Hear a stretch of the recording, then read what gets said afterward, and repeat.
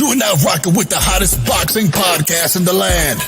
True Media Boxing Radio with your host, Coach Malachi Williams. True.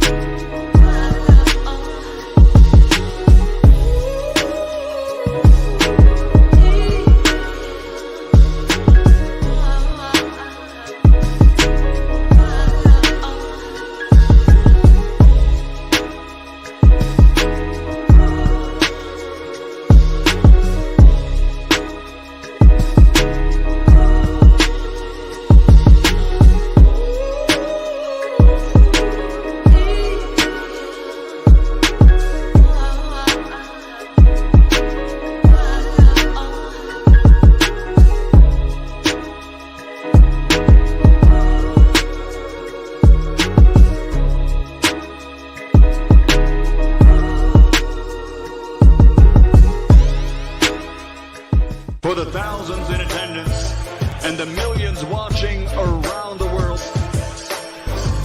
ladies and gentlemen, let's get ready to rumble! Yeah. What's up, man? It's our boy, Coach Malachi Williams in the building. We back. Got my dog on resistance band around my neck. True Media Boxing Radio, man. Salute to everybody, man, in the chat, man. True Media Boxing Radio.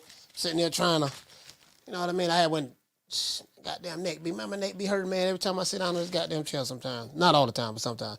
But anyways, man, salute to everybody, man. Let's give everybody a round of applause.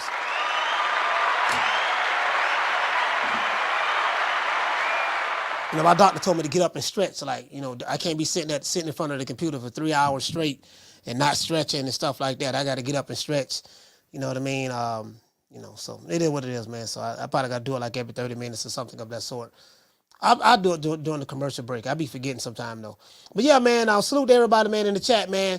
Hell, we're getting closer to, I think, November the 16th. You got Shakur Stevenson and Edwin Dela Santos. But that's going to be a damn good fight. Well, on paper, it looks like it's going to be a good fight. And not only that, stylistically, it looked like it's going to be a great fight because of the type of style both fighters fight. One guy's more of a counterpuncher. He can fight on the front foot. He fights on the front foot and back foot.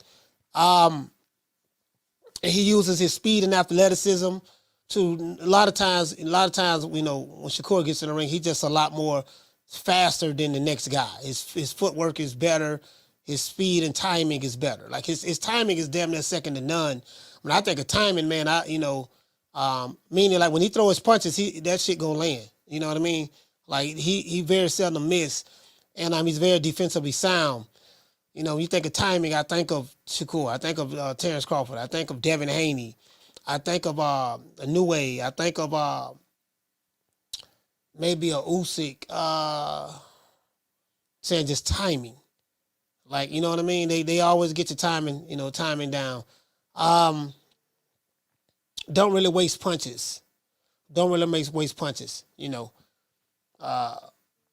And then when you're dealing with those elite fighters, once they get your timing down pat, it's pretty much a wrap from there. People who have decent timing, Canelo have decent timing. He don't have bad timing at all, to be fair. I'm talking about the elite fighters. Heavyweights, I think the only one probably. A lot of times when he let his hands go, he's landing because he's good. Oh yeah, Lomachenko has good timing as well. Teofimo Lopez has good timing. And I'm basing it on fighters who I've seen these guys fight that were top guys. How they perform when they fight top guys and stuff like that, and yada yada yada, But anyways, let's get ready to get into the show. The High Stakes Showdown. This fight is in 2 weeks. I don't know if you guys know this fight is in 2 weeks. And you know what I noticed too? Like, you got quite a few fights going down. I don't know if you guys know, but Jamal Charlo is fighting on the Benavidez Andrade undercard. I don't know if you guys know that, but Showtime didn't give him a press conference. He was upset about that. He said, man, they didn't give me no press conference. Don't nobody even know I'm fighting. Like, they didn't even, But you Lions Only, right? You got your own promotional company, Lions Only. So, it's a promoter's job to get out there and promote himself.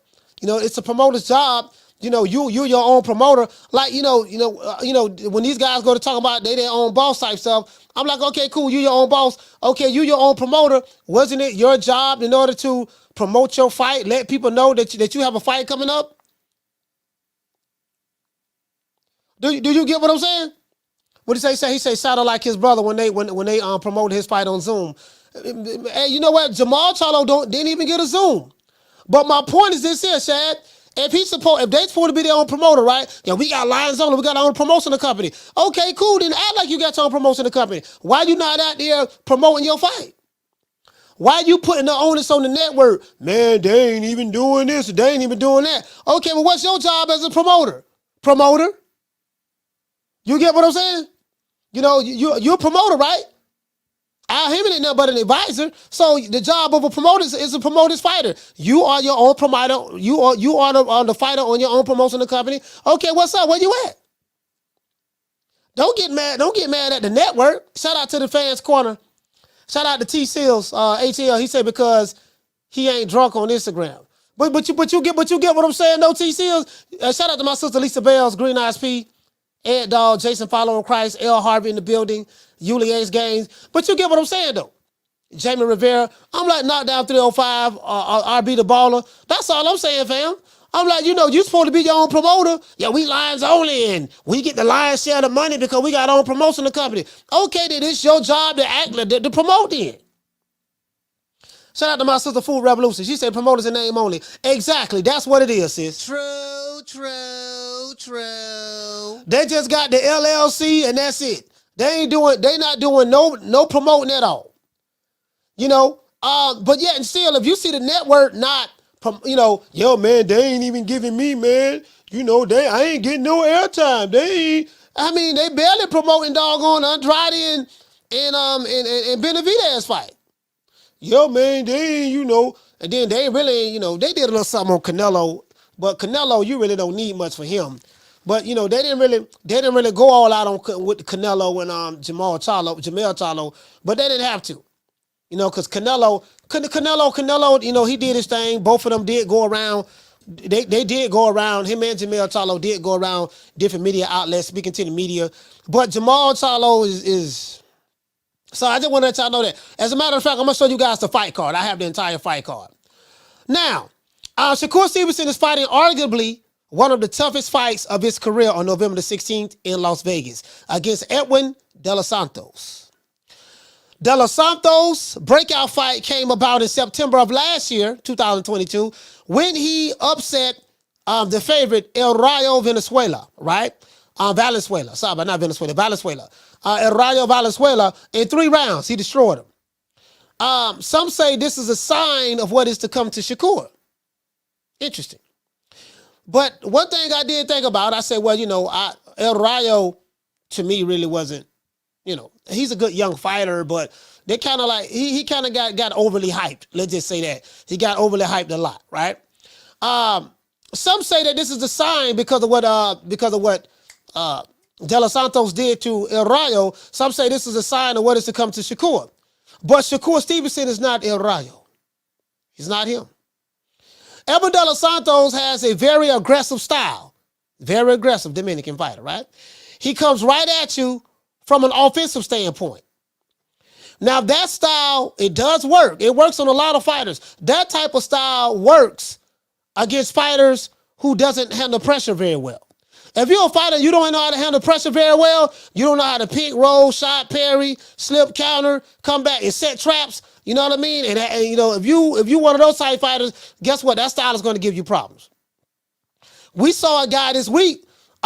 We saw doggone Rocky Rodriguez. Rocky Hernandez. We saw how aggressive he was. He had 34 wins, 31 knockouts or something of that sort. He knocking dudes out left and right. 34 wins, 31 knockouts. He got in there with a pillow-fisted Osaki Foster, and guess what? He ended up getting knocked out. True.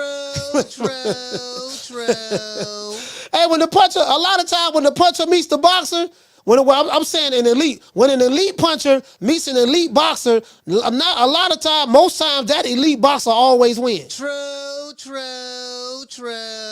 You get what I'm saying? But elite fighters, as I said before, but elite fighters, the ones that are defensively sound. So this guy, that type of style, it does work against fighters who doesn't handle pressure very well. But when that type of style meets in another elite fighter, an elite fighter, the ones that are defensively sound, the ones who are superior counterpunchers, the ones who make you miss and make you pay, will have a field day on this type of style. They will. When you become overly aggressive and you one of these aggressive fighters, and he's an aggressive fighter that can punch. You know what I mean? So, and defensively, Edwin Dela Santos is not that bad at all. It's not that bad at all. You know what I mean? But the thing is, when you open yourself up aggressively, and you got somebody that's sitting there that see it coming and can pick you off, that's what they want. And I'm pretty sure that's what Shakur is training for. Especially if the movements become repetitive. So when you get in the ring with a guy that's an elite defensively sound fighter that can fight that has some pop. Like, they say Floyd Mayweather, he couldn't punch. Yeah, but all them dudes that can punch, they wasn't in the hurry to run in there. They wasn't in the hurry to run in there to try to run through Floyd. True. They wasn't in the hurry to do that. They wasn't in a hurry to do that at all. But the elite fighters, guys, the ones that are defensively sound, the ones who are superior counterpunchers, the ones who make you miss and make you pay, will have a field day with this type of style. And as I said before, especially if the movements become repetitive. Dela Santos has decent speed, and he's pretty good defensively. He's pretty decent defensively, right? But the hand and foot speed of Shakur will become a problem for Edwin Dela Santos if he can't impose his will on Shakur the way he did on El Rayo. True. The things that Edwin Dela Santos was able to do to El Rayo, he would not be able to do that to Stevenson. I can pretty much guarantee you that. Why? Because Shakur is 10 times better than El Rayo. El Rayo was overwhelmed by, and pretty much he was overwhelmed by doggone Edwin Dela Santos. But another thing, in my opinion, El Rayo was overly hyped by the PBC and Jose Benavidez Sr. He's a good young fighter, but he has a long way to go. And they was hyping this guy, boy, that's a El Rayo. You know what I mean? And he was whooping dudes and looking good, and he was getting the hype. The PBC do very, very well. Like the fighters who have like a little name about themselves. You'll hear a lot. You'll hear a lot from those circles over there. Yeah, man. The media outlets, the PBC operatives, the YouTube channels that they control, and the different reporters, they'll start talking about them. And then Jose Sr. was talking about him. Yeah, man. El Rayo. This when he was undefeated, right? I said, they don't hype this jitterbug up. Edwin Dela Santos came up in there, and doggone, he ain't been the same since. True. Now he did. I thought that he did win against Chris Colbert. He did not get the call on that fight. But the thing is, he should have finished Chris Colbert when he had him hurt. When you're an elite fighter and you get and El Rayo's not an elite fighter, but I'm just saying, when you are an elite fighter, you have to know how to finish guys when you get them hurt. Terrence Crawford, he gets you hurt, it's a wrap. You ain't never got to worry about getting out of there alive. Inoue the Monster, he gets you hurt, you ain't got to worry about getting out of there alive. We just saw Osaki Foster beat doggone Rocky Hernandez in Mexico. Guess what? When he got him hurt, he hurt him in the 11th round. He couldn't get him out of there. In the 12th round, when he hurt him again, he made sure that he wasn't going to make it out of there. True. I was listening to Osaki Foster's interview after the fight, some days later, and they was asking him. They said, "Man, how you knew you was going to get him out of there in the 12?" Well, he said his corner, his coaches was telling him. He said, "Man, look, you losing this fight. You got to stop this guy." His corner told him that. His corner told him, "You got to stop this guy. You got to stop this guy. Man, do not leave it in the hands of the judges. Do not leave it in the hands of the judges." I will address the super chats. That's what Osaki said his trainer told him. Do not leave it in the hands of the judges. Guess what? He didn't leave it in the hands of the judges. True. Hold on, we got a cash out right here. We have a cash out. Shout out to my sister Lisa Bells. Hey, okay. We're dropping that half for bam, dub on your boy. Hey, Leroy.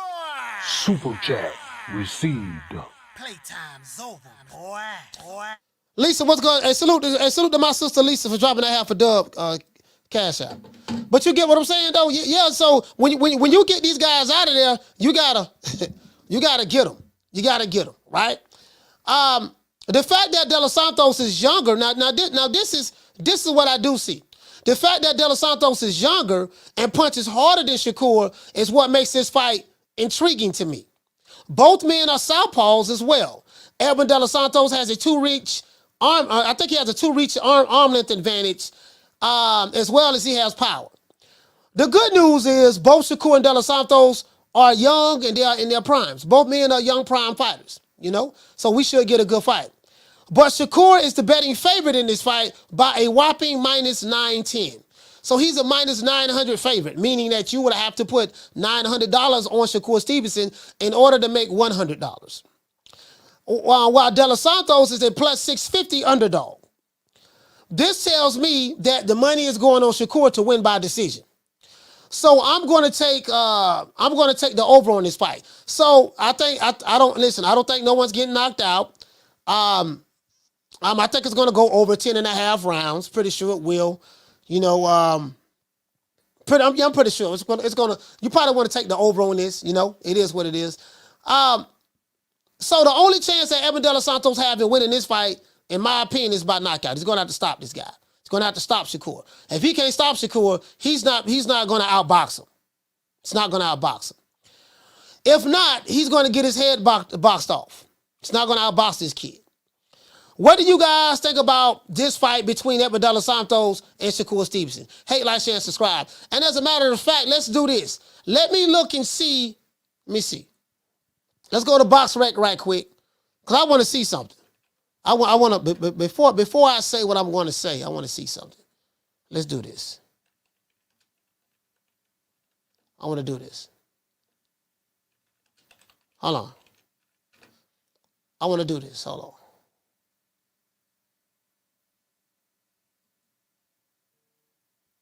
Hold on. Let's see.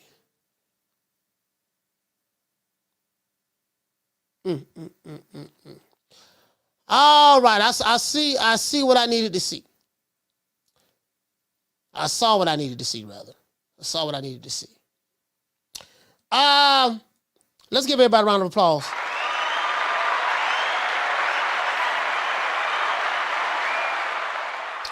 Yeah, I saw what I needed to see. So I'm going to share this with you guys. Before we get into the show, we got to say all praises due to the Most High, the Most Exalted, the greatest human being on the planet Earth, according to the pro PBC and the Wakanda niggas, which they are the Wakanda niggas, the pro PBC guys, Mr. Al Heyman. Well, I guess I got to be like everybody else and saying Al Heyman. I can quit my job now, baby. 6 figures, baby. You feel me? I'm about to But a name. Do you have a name? Oh, nah, I ain't got no name, Name them names, man. They know who they is. Name them names, please. The names need to be named. They know who they is. The Mexican monster. I want to show this here, right? And there's something that you always got to look at. You always got to look at this too, right? Because this is very, very key, right? I always look at what a lot of people are doing, right? They say, okay, well, this guy is, he's knocking everybody out. He's doing this, he's doing that. And the question always raised in my mind, well, who is he knocking out? Who is he knocking out, right? That always rises up. Like, you get what I'm saying? And also, I want to see, okay, well, like last week, right? When we peel back the layers of the onion, we saw that what the brother named Rocky Hernandez, he doesn't go past 6 rounds in fights. So he always stops people before the 6th round. If you can get him into the championship rounds, you'll see a different Rocky Hernandez. And Rocky did real well when he fought Osaki, but in the championship rounds he got tired. It showed. And he got on the back foot And he started, like he was on the front foot the entire fight. But then in the championship rounds, he got on the back foot and with the backpedaling. And I'm like, why is this dude backpedaling? And his mouth was open. And then it hit me. Oh, this dude ain't used to fighting. He's not used to fighting past them 6 rounds he been stopping dudes at. So now the 10th round, the 11th round, the 12th round, he's not used to, I got to dig deep these rounds. And, you know, when you fighting these really, really good boxers who, you know, hey, look, man, this is what we do. You know, I'm saying the elite boxers, look, this is what we do. We gonna go 10 rounds, 11, we gonna go 12 rounds in this fight. That's what it's gonna be. I'm gonna get you in them deep waters and then drown you. Do you understand what I'm saying? True.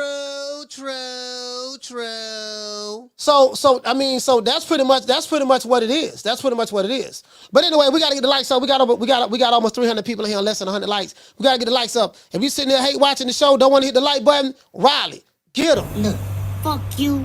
Fuck the plane you flew in on. Fuck them shoes. Fuck the socks with the bell on it. Fuck them cheap ass cigars. Fuck your yuck mouth teeth. Fuck your hairpiece. Fuck your chocolate. Fuck Guy Ritchie. Fuck Prince William. Fuck the Queen. This is America. My president is black and my Lambo is blue, nigga. Now get the fuck out my hotel room. And if I see you in the street, I'm slapping the shit out of you. So that's pretty much the way I see it. So when I go over here and I look at Edwin Dela Santos, I'm like, okay, they say he's a knockout artist, baby. He didn't see that. I'm like, okay, well, let's peel back the layers of the onion. Who is he knocking out?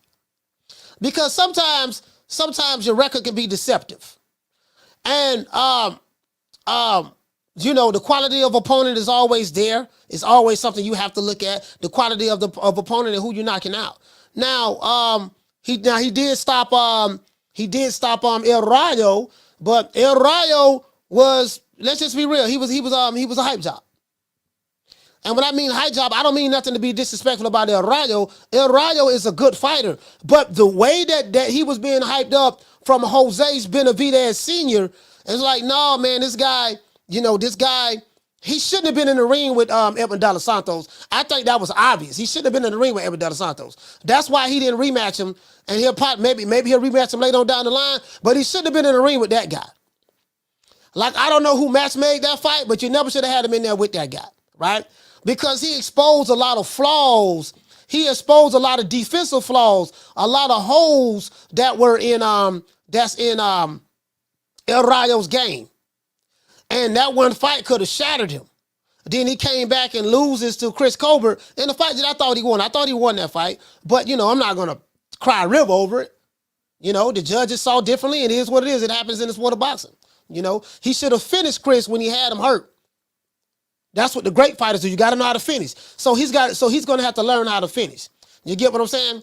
But before we get into the show, let's give a shout out to Gloria Day and the Fabulous Set Trip. Gloria Day and the Set Trips. These niggas don't play. These niggas don't play. We don't play. You ain't heard, they be tripping. We be tripping.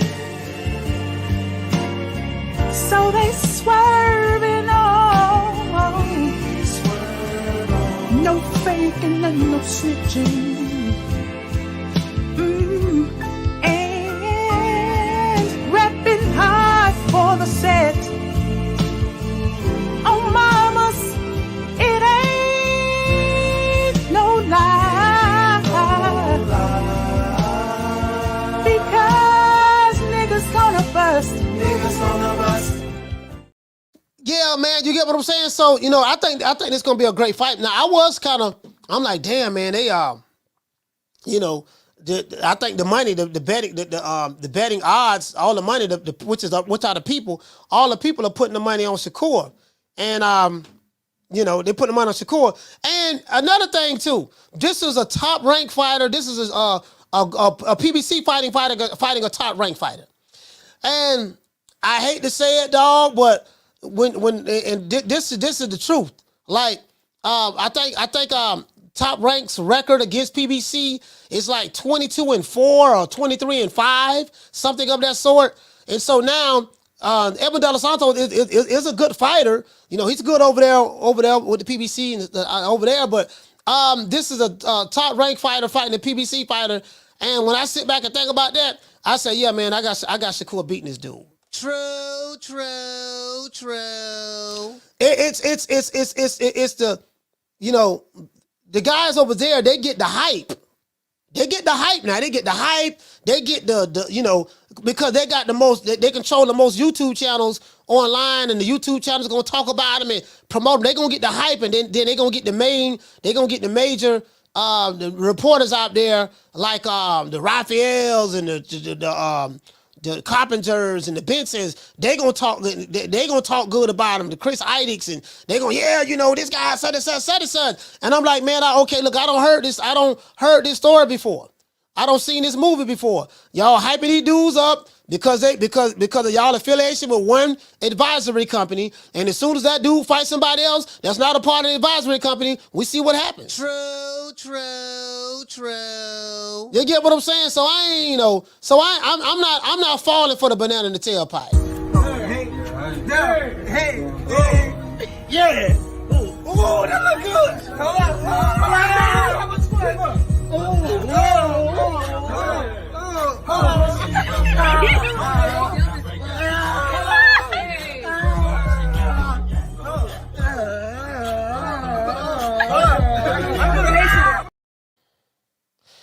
Oh, Lord have mercy, boy. That right there is just so embarrassing. True. Boy, I try to tell you, boy. It is what it is, man. We got to send them goons out there after them boys. What it do, though? You ever wanted to whoop somebody's ass, but you can't because you ain't got no hands? Well, fuck with me, though. All you got to do is dial 1-800-WHAT's happening, and I come beat their ass for you. I do chokeouts, knockouts, slapouts. What's happening, homie? How you get in my backyard? You got beef with a nigga named Paul? Fuck that nigga. Body slams, wedgies. Nigga, I do disguises. Watch out, go on, brethren. You been sleeping with Nigel's wife, huh? No. You're lying. No. Ladies, if your nigga ain't acting right, ain't paying child support, I'll come slap his ass out for you. What's that, nigga? Whoa. You don't take care of your motherfucking kids? Well, I just paid my ex-wife like Is that right? $700. Cool. Yeah. Is that right? Yeah. All you gotta do is bang my line. 1-800-WHAT's happening? Yeah, man, 1-800-WHAT's happening, man. You know, we handle all that. We send Hippity, we send Cookie, we send the Kangaroos, we send Bruce Lee, we send everybody over there, man. Just hit the old boy up, man. True. Hey, man, I'm finna drop these phone lines right now, man. You know, as a matter of fact, now, before I drop the phone lines, I want to show you guys this. See, this is what I look at, too. Hold on, this is what I look at, too. I want to show you guys this before I drop the phone lines. Now, I've been watching this guy. This guy here, Edwin Dela Santos, is a really, really good fighter. He's a good fighter. He hasn't fought anyone like Shakur, but he's a good fighter. He's an aggressive fighter, very aggressive. He's a southpaw. That's a problem right there. And he has really, really good punching power. He's the #1 boxer in Dominican Republic right now. And I remember this fight, him and Joseph Adorno. I remember this fight right here, UD. Joseph Adorno, Joseph, he wasn't all that. I think he was like 14 and something. Let me see what his record was. Joseph was like, he was 17. I think he was 17-2 at the time he fought Edwin Dela Santos. 17-2, right? Young kid, he's a decent fighter. He's a decent fighter. So this is the guy, I remember watching that fight right there, went the distance. Let's see. Then he, of course, El Rayo Valenzuela. We saw what he did to him. He pretty much ran through him, stopped him in the third. Everybody was shocked that Edwin Dela Santos did this to this guy. The PBC guys, because, let's be real, let's be honest. Edwin Dela Santos was the one they was hyping up. He's the one that, not Edwin Dela Santos. El Rayo was the one that was getting the hype. And people talking about, boy, El Rayo. I remember it was some people that was in my chat screaming El Rayo. Boy, El Rayo, boy. Trying to tell you, boy, El Rayo. He's the next this and that. And then Jose Benavidez, because he trains El Rayo, he was hyping him up. And so I do get it. I get it. The young kid was getting the push, and there's nothing wrong with that. But the backside of that is this here. When they go to hyping you up now, you got to live up to those expectations. And when you don't live up to those expectations, there's the flip side to that. We gonna praise you. We gonna praise you when you stop and when you stop and beating the dudes you're supposed to beat, and you getting the hype. But when you get the hype, guess what? There's also the curse on the flip side, because you know how these dudes is now. And, as soon as you lose, they're gonna talk about you. Cause a motherfucker like me gonna be like, man, look here, man, y'all were telling me this dude was Godzilla. That's what y'all been telling, because that's what I'm going to say. I'm going to say, man, look, y'all was in the chat telling me this guy was Godzilla, he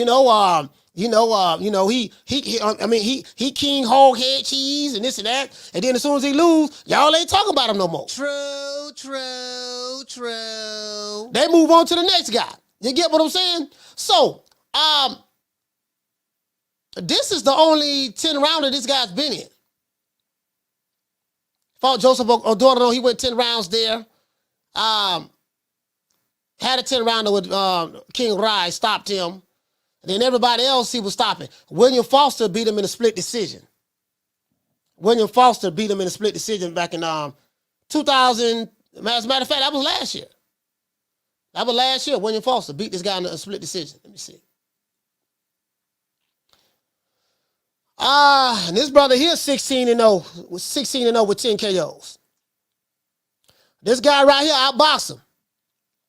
He's 5'10" though. Got the height set. I think they have the same arm reach. As a matter of fact, I think that I think Edwin Dela Santos, I think he has a 70-inch arm reach, if I'm not mistaken. Let me see. What is his arm reach?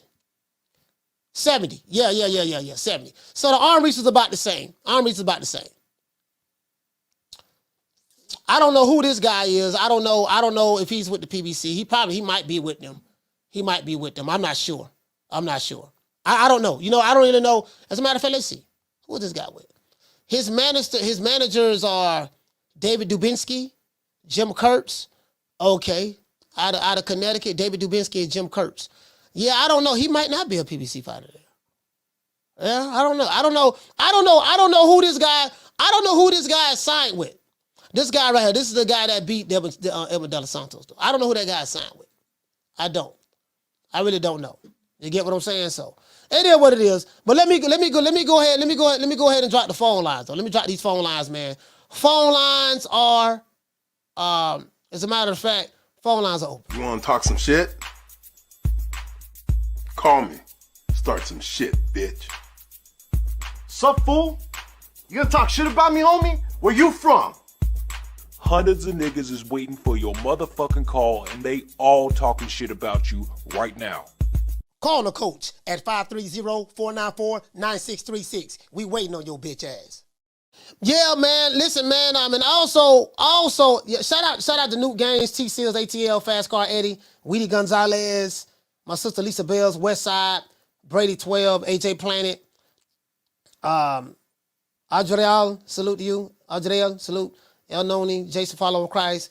Bree, what's going on, Bree? Big Sarge, Jamie Rivera, Yarmus from Brooklyn, salute. Yeah, so that's the thing. I'm like, damn, bro, listen, I'm looking at these odds, and they have Shakur. Now, this fight is, on a Thursday.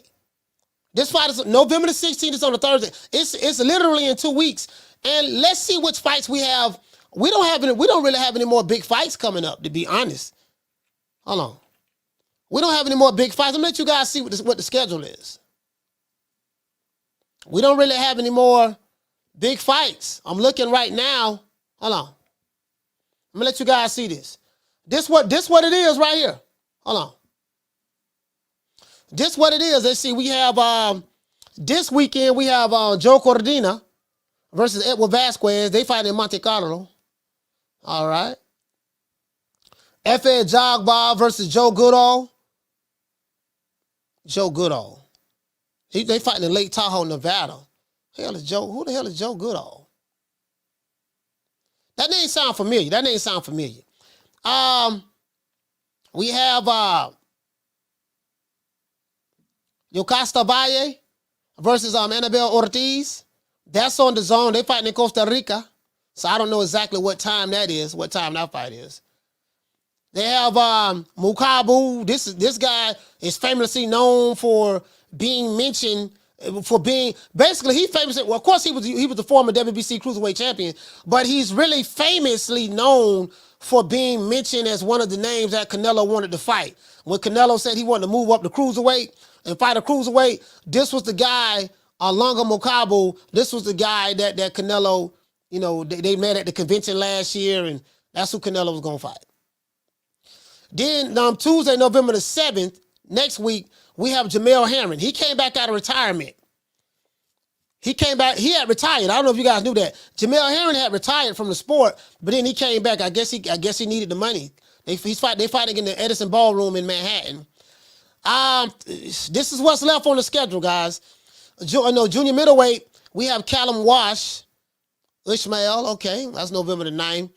That's in New York City, Madison Square Garden. Okay, at the Hulu Theater. Then we have Harleen Eubank versus Timo. Timo, what is it? Schwarzkopf? All right, that's November the 10th. I don't think that's in Britain. All right. We got Pat McCormick versus Peter Dobson. This is November the 11th. I'm showing you guys what's left on the calendar. November the 16th, Shakur Stevenson and Edwin Dela Santos. They fight at the T-Mobile Arena in Las Vegas, Nevada. And this is on Thursday, if I'm not mistaken. The reason why they're fighting on a Thursday because there's some kind of race car event that's happening that weekend in Vegas. Let's see, November the 18th, 2 days later, Diego Pacheco versus Marcelo Coceres. Coceres. Okay. All right. So that's on the zone. They're fighting in California, Hollywood Park. Okay. Then we have Adam Azim versus Frank Pettigene. Nick Ball versus Isaac Dogbo. Isaac Dogbo is pretty much I think he's a gatekeeper at this point. I think it's safe to say that Isaac Dogbo is a gatekeeper at this point. He's a tough fighter. He's going to give you a competitive fight, but he's not going to be the guy that's going to get over the edge. Get over the edge. You know what I mean? He's not going to, just being honest. I think he had a title before. I think he had a belt. Then we have Chantel Cameron versus Katie Taylor. That's a rematch in Dublin, Ireland. That's right back there. That should be a good fight right there. Last fight was good. Katie Taylor went on Get Back. Chantel is the A side, deservedly so.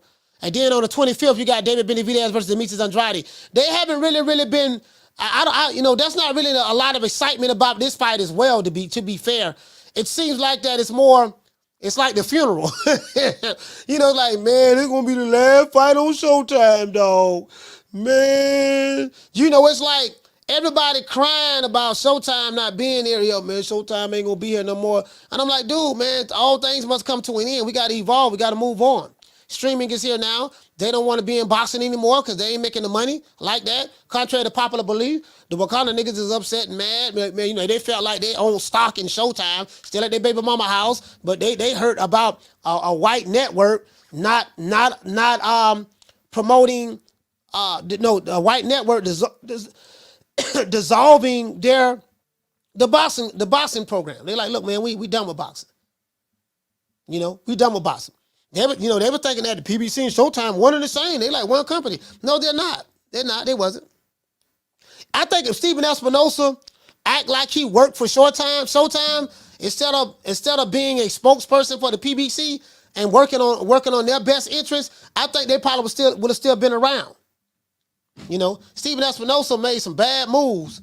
Made some really, really bad moves. It's like he was the spokesperson for Al Heyman. It was like he was working for PBC more so than did anything.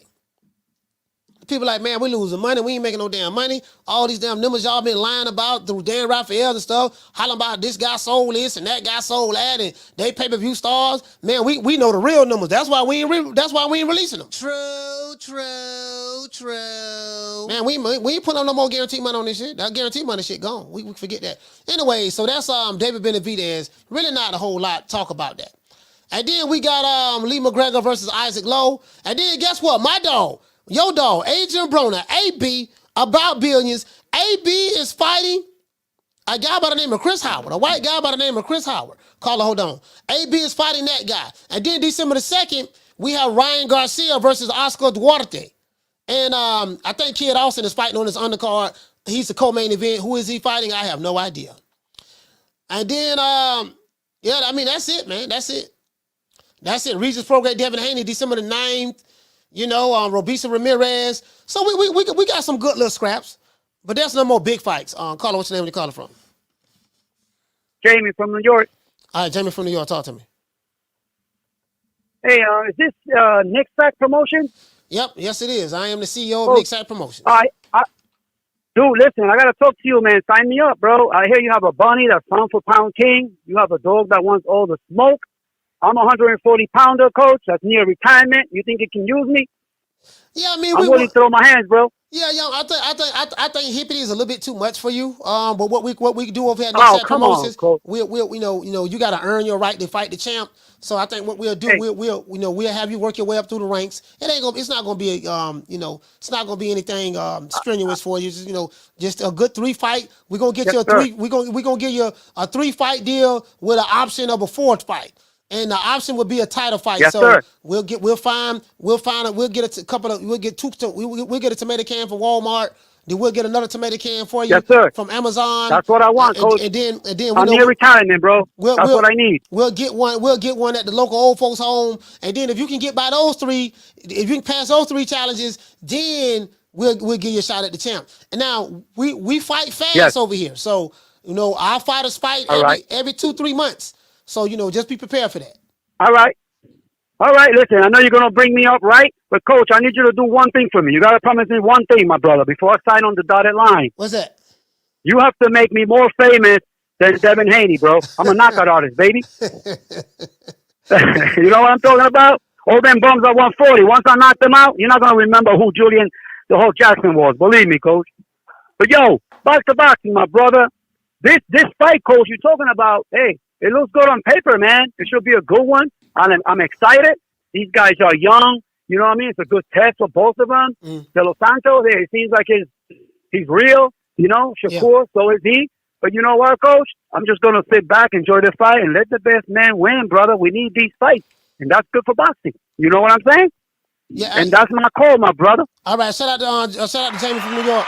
Yeah, I mean, that's the beautiful part about this fight. Both of these men are young. So, in essence, you could say that these guys are still in their prime years. You got Edwin Dela Santos, knockout artist, and then you have Shakur Stevenson. You know what I mean? He's a superior boxer. Great footwork, great hand-eye coordination, defensively sound. This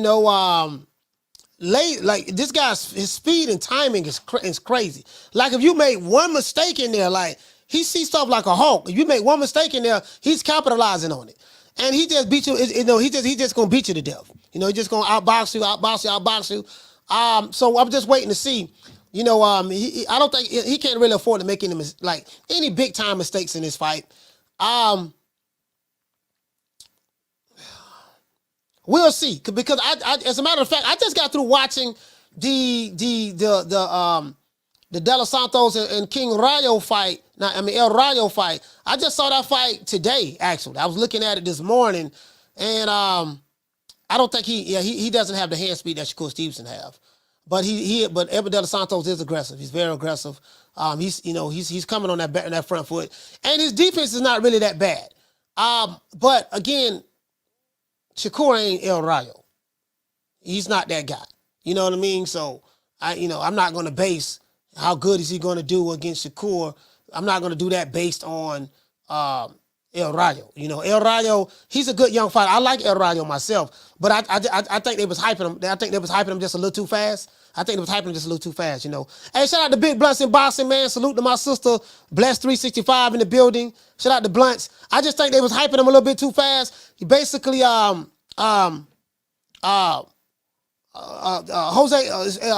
Jr. Jose Senior. Jose Benavidez Senior was definitely on out there on the circuit. He was promoting him, talking, and I guess they thought he was ready for the Dela Santos, but he wasn't. He clearly wasn't ready. You know what I mean? And he made chopped liver. He made chopped liver of the guy. You know what I mean? So he made chopped liver of the guy pretty fast. So we're gonna see. He has to be, Edwin Dela Santos is going to have to fight a very, very smart fight. Be very meticulous in how he approaches this fight. This is going to be his first 12 rounder. He's going to look good. I think he's going to look good. I think it's going to be really, really good chess match. I don't know if he's going to be as aggressive against Shakur. Maybe he want to try to test Shakur, see if he can handle the pressure. I think that'd be a bad idea. If he do that, he gonna get pieced up. If he do that, he gonna get pieced up. Because Shakur is a counterpuncher, and he's looking for those opportunities. A lot of times when you're overly aggressive, you know, you run into shots. You run into shots. You know what I mean? So, and a lot of times when you see these guys who have big punching power like that, when they fight a superior boxer, guess what? The power can't help them. You know, they take that power away from them. Both of these guys are southpaws. I want to see who's going to be able to establish the jab. I think in the jab department, I think Shakur has a better jab. So, you know, Shakur does everything off of his jab. You know, really, really good footwork. Gonna give you some angles. Gonna feint a little bit. And his eyes are razor sharp. When I see him in the ring, his eyes is like laser-like beamed in focus. Like if you flinch, he sees it. If there's some sweat that's dripping from your left eyebrow, he's going to see it instantly. You get what I'm saying? So he has really, really good eyes in the ring. And having good eyes, and he has really, really good instincts. You know, a lot of the great fighters, they was very, very instinctual. Instinctual, right? Like Pernell Whitaker had some damn good instincts. Roy Jones had really, really good instincts when he was in his prime. Now, he did a lot of things wrong from a boxing standpoint, but he was able to get away with it because he was so fast and quick and powerful. You know what I mean? He had a combination of everything. He didn't have any really excellent defense, but he was just so good from an offensive standpoint and punching power standpoint. And his reflexes was, he had those cat-like reflexes. Shakur has those cat-like reflexes. And like when you're fighting a guy like that, sometimes they'll make a good fighter look average. You know, so we'll see. What I love about this fight, both of these guys are young. You know, I know that the way Edwin Dela Santos fight, he's gonna make this a fight. He's stepping. Pretty much like how Errol Spence told Crawford, he said, man, I'm stepping.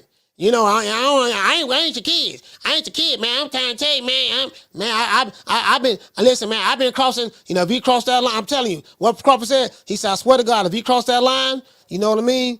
If he crossed that line, I'm gonna get him. I'm gonna stop him. You know, man, you gonna have to do what you have to do, man. Cause I'm always crossing the line. I'm a habitual line crosser. True. I step. So what happens is when you are a stepper, and you run across somebody that's an elite fighter, you know, sometimes when you step into some shit. True. Yeah. You know what I mean? So we gonna, you know what I mean? I'm always step across the line, man. Man, I'm telling you, man, that's what I'm gonna do, man. All right, okay, man. That what you gonna do? Yeah, that's what I'm gonna do. Okay, all right, cool. All right, cool. It is what it is, man. It is what it is. So I mean, that's just a reality to the situation. What I love about the fight, though, both of these guys are young. Both of these guys are some young fighters, so it's not waiting too late. It's not marinating too late, and I think this fight is a better fight than what the other guy named Frank. What the dude named Frank Martin. I think Edwin Dela Santos. I think this fight is a better fight than the Frank Martin fight, anyways. Because I didn't really give Frank Martin too much of a chance like that against Shakur. I think this fight is a better fight than the Frank Martin fight. Myself. You know, I think Edwin Dela Santos is gonna put up a better fight. And what's so great about it, this is a young strong kid, and he can punch. He can punch. This is a young strong kid, and he can punch. So that's what's gonna make this fight so interesting. You know, styles make fights. So from a stylistic standpoint, this is the fight that you want to see. You know what I mean? Shout out to Angry Nick fan. He say show Shakur some look and promote the fight the right way. No press conference, no nothing. You say what's crazy is Dominican fighters seem to have a big up, then they lose and seem to decline. Okay. All right. This guy says Shakur is not athletic, doesn't have power. Okay. He said his skills are great, but hasn't fought anyone to say who has elite skills yet. Rayo Dela Santos was better measuring stick than Shakur versus Yoshino. All right. Well, only thing I can say to you is this. I totally disagree with that. But only thing I can say with you, only thing I can say to you is this. You know, who you betting your money on?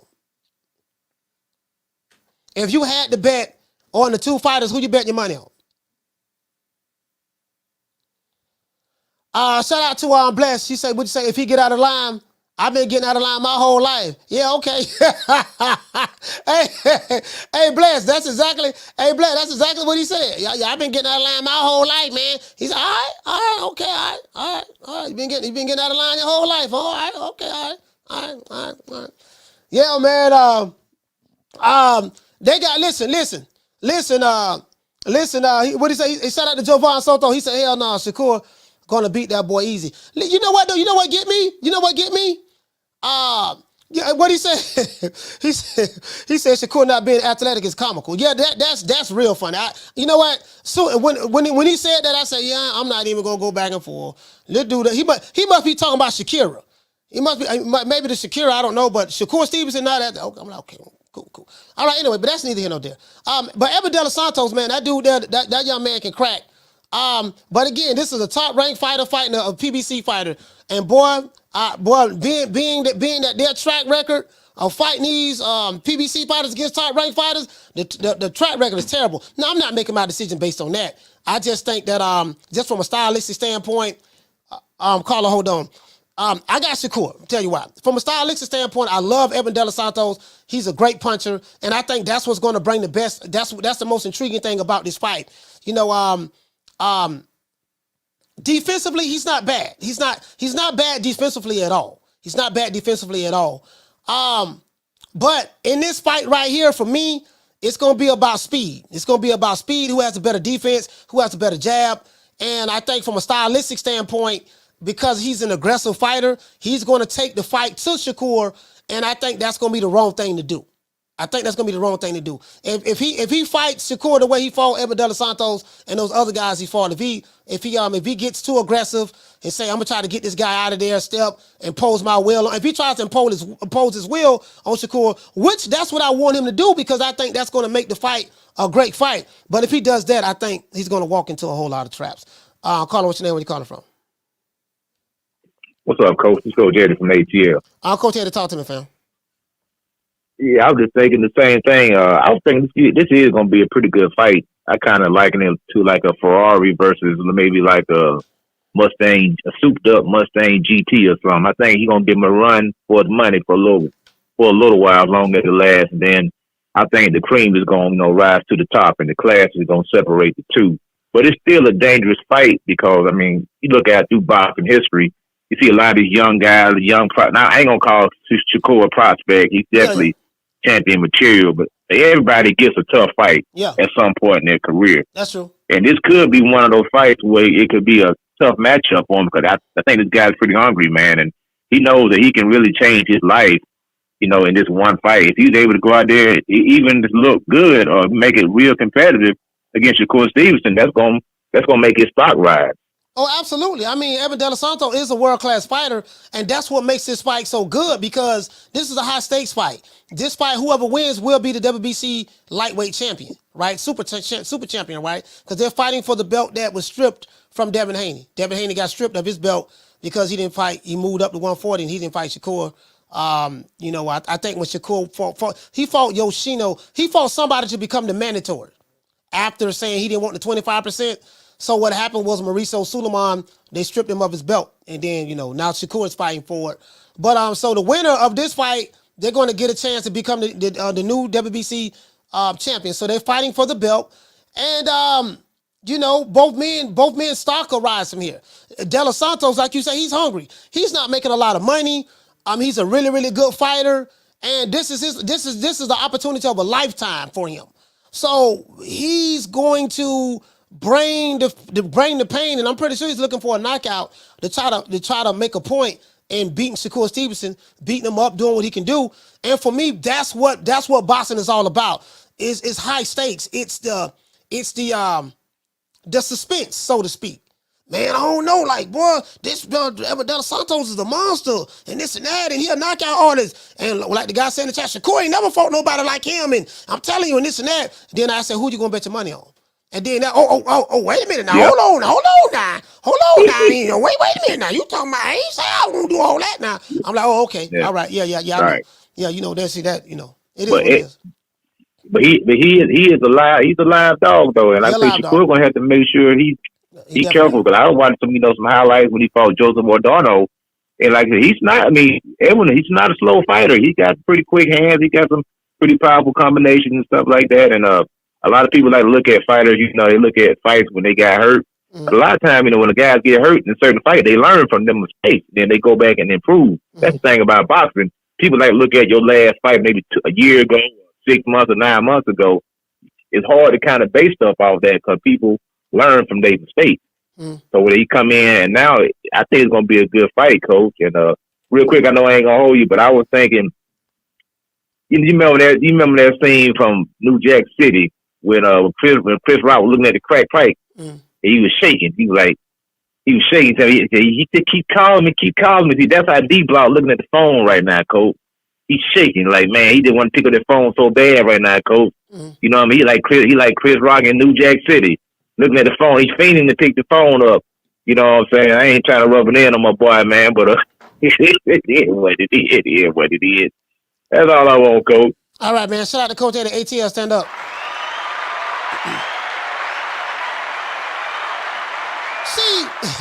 See, I want to see some more of these young fighters do that. Like, again, doggone Edwin Dela Santos is fighting Shakur Stevenson, and vice versa. Devin Haney fought Vasily Lomachenko, and now he's fighting Regis Prograis, the champion the two-time WBC champion at 140. I want to see these guys, like, we need to see, and I told you guys, right, what's going to bring boxing back is we need great matchmaking. We need great matchmaking. That's what's going to bring it back. It's the matchmaking. If you matchmake these fighters right, we don't need to be marinating nothing for 20 years and all of this stuff there. Like, you get what I'm saying? Great matchmaking. That's what's going to bring to, when I say great matchmaking, not only from just the domestic level, but I'm saying even from the top elite fighters, because we know boxing is top heavy from a star standpoint. It's top heavy.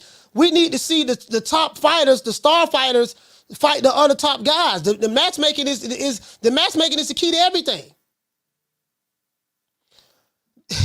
Somebody, you know what? Shout out to Tila. Shout out to Tila. What did he say? He said Coach did do that, didn't he? I was wondering the same thing. What I did? He said D-Block waiting on the perfect time since he's on probation. Oh, hey, y'all talk about D-Block. Hey, shout out to Jamie. What did he say? He said, yes, sir, matchmaking is the key. Yeah, I mean, the matchmaking is the foundation to boxing. Like, period.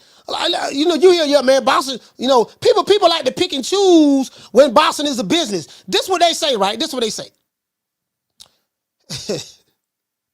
These are the modern day boxing fans. These are the modern day social media boxing fans. When I have my favorite fighter in the witness protection program, no, put it this way. When I have my favorite fighter in the witness protection program, and let's say he's chilling, he's shanking-langing, right? And I'm looking at other fighters through a different lens than I look at my favorite fighter.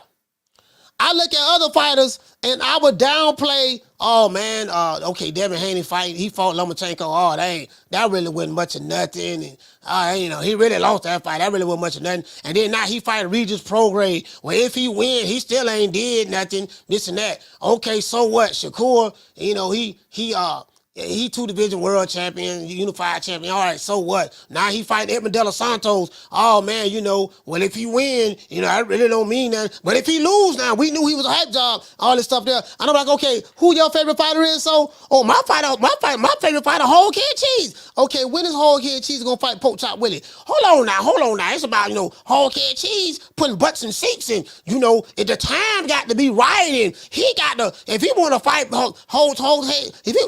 if if he want to fight the whole game cheese, a pork chop Willie, what he gonna have to do now? He gotta look good in his next fight, and then if he look real good in his next fight, he got to dominate. Like what I mean by dominate, he got to win at least 10 of the 12 rounds, you know, and then if he do that, then we'll see, and we'll consider fighting him because we got, you get what I'm saying? We got a whole bunch of other options over here. I said, well, how come the other dudes, your man's fault, didn't have to go through all of that? Like, why are you coming up with all these different stipulations for this guy? Them other dudes you mentioned, they fighting the top guys. Like, why when it come to your fighter, you got to come up with all these different stipulations? Oh, he got to look like this. Okay, what he got to, hold on now. He got to look like Grimlock. He got to perform like Optimus Prime. He got to shoot his gun like Megatron. Then he got to do the Kamehameha like Goku. Then he got to do the cannon, you know, shoot the big laser cannon through his hand like doggone Vegeta. Then he got to transform like Cell. He got to do all of these things to get a fight with your fighter while he started fighting tomato can after tomato can after sardine cans after sardine cans. True. Well, this shit don't make no sense. Carla, what's your name? Where you calling from? Martin from Oakland. Martin from Oakland, talk to me. Yeah, Coach, when you gonna get Scooter from the Go Bots to fight? He ready, Coach. He ready. Man, yeah, I forgot all about Scooter from the Go Bots. I forgot all about the Go Bots, yeah.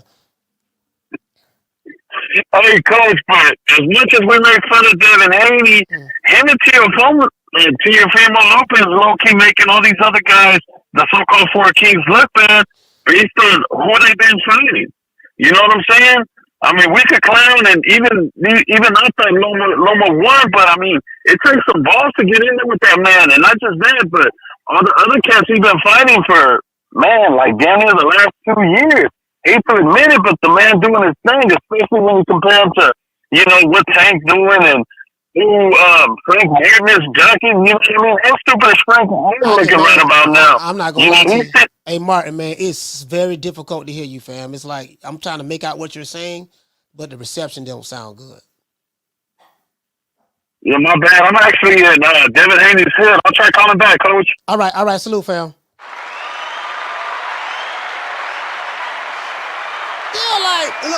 Like we're in the era, like, and I say this all the time, guys. We are in the era to where the fighters that are doing the most gets hated and gets criticized, you know, by the modern day boxing fans. The fighters who doing the most gets hated on. The fighters that's doing the least gets the praise. Like literally, this is the era that we're living in. The fighters that do the least are the ones that get the praise, and the fighters that do the most, they get downplayed.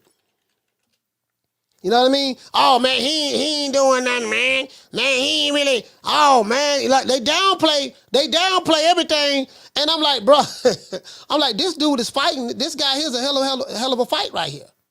Yeah, but yeah, you know he ain't ready. He ain't ready for my youngin over there. I got a youngin over there. He ain't ready for him. Okay, but when we gonna fight? Okay, when are they gonna fight? Well, in order for him to fight now, what they gonna have to do, if he want to fight youngin, what he gonna have to do now? He got to fight like Frieza, have the tenacity of a Goku. He has to have the temperament of Vegeta. He has to be a leader like Optimus Prime. He has to be a destroyer like Megatron.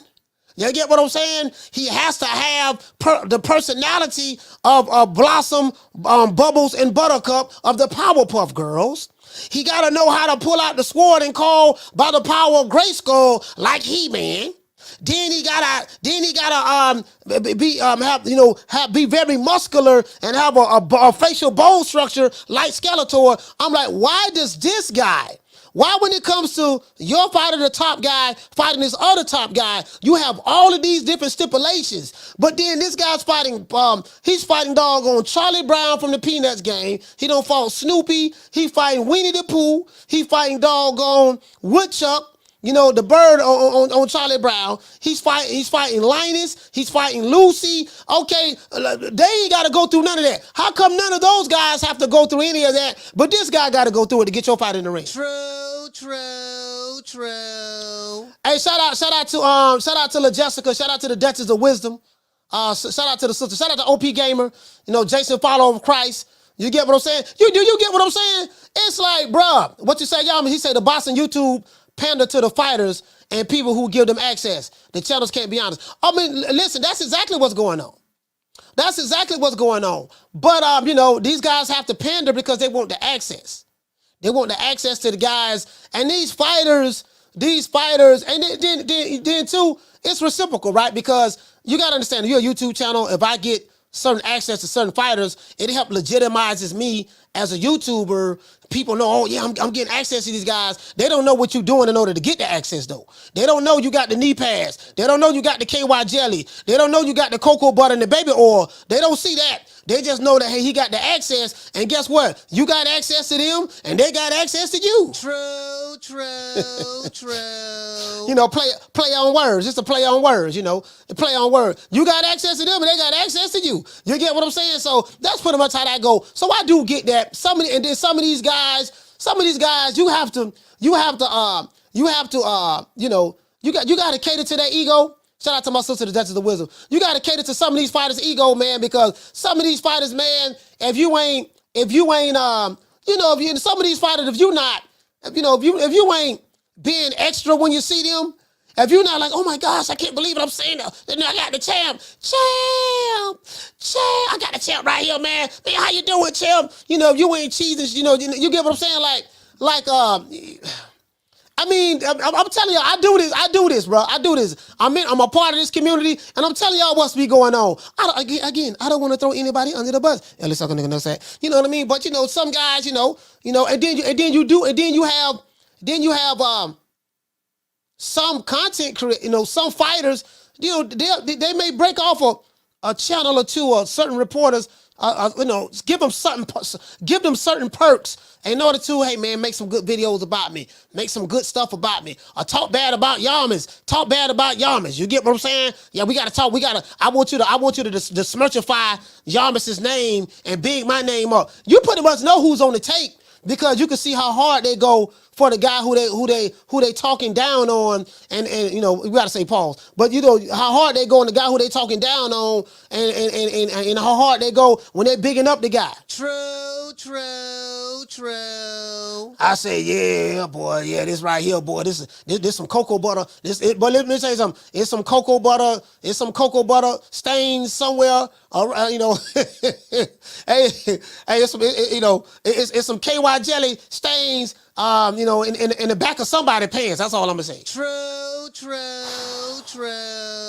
Hey man, I just gotta call it the way I see it, dog. I gotta call it the way I see it. We're gonna go to a short station identification break. As soon as we come back, guys, we're gonna get right back into the show. What's my name? My name is nobody, and I don't live nowhere, and I don't know nothing. I don't know, because I know that you gon' tell God on Jesus, kiss a Judas, silver pieces, monkeys acting in the monkey show. Gangsta monster killer, silverback. Where is your rap sheet that you never explains? Moving fast, thinking slow.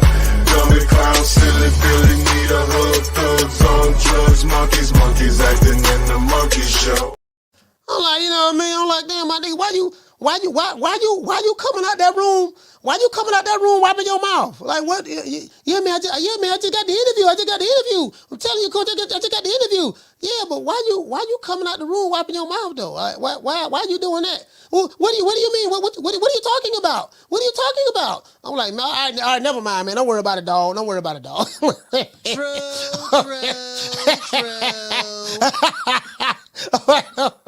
Dog. Hey, man, I ain't gonna tell nobody, dog. I ain't gonna say nothing, dog. Don't worry about it. I ain't gonna say nothing. You get what I'm saying? But yeah, but like these fighters, a lot of these guys, some of these guys, they have massive egos, and you know, you gotta do what you gotta do sometimes, like Ralph Tresvant. I mean, not me, I ain't gotta do it. But I'm just saying, you know, sometimes, you know, some of these guys, you know, if you jitterbugs, I don't know if y'all know, some of you jitterbugs, you might not have heard of Ralph Tresvant.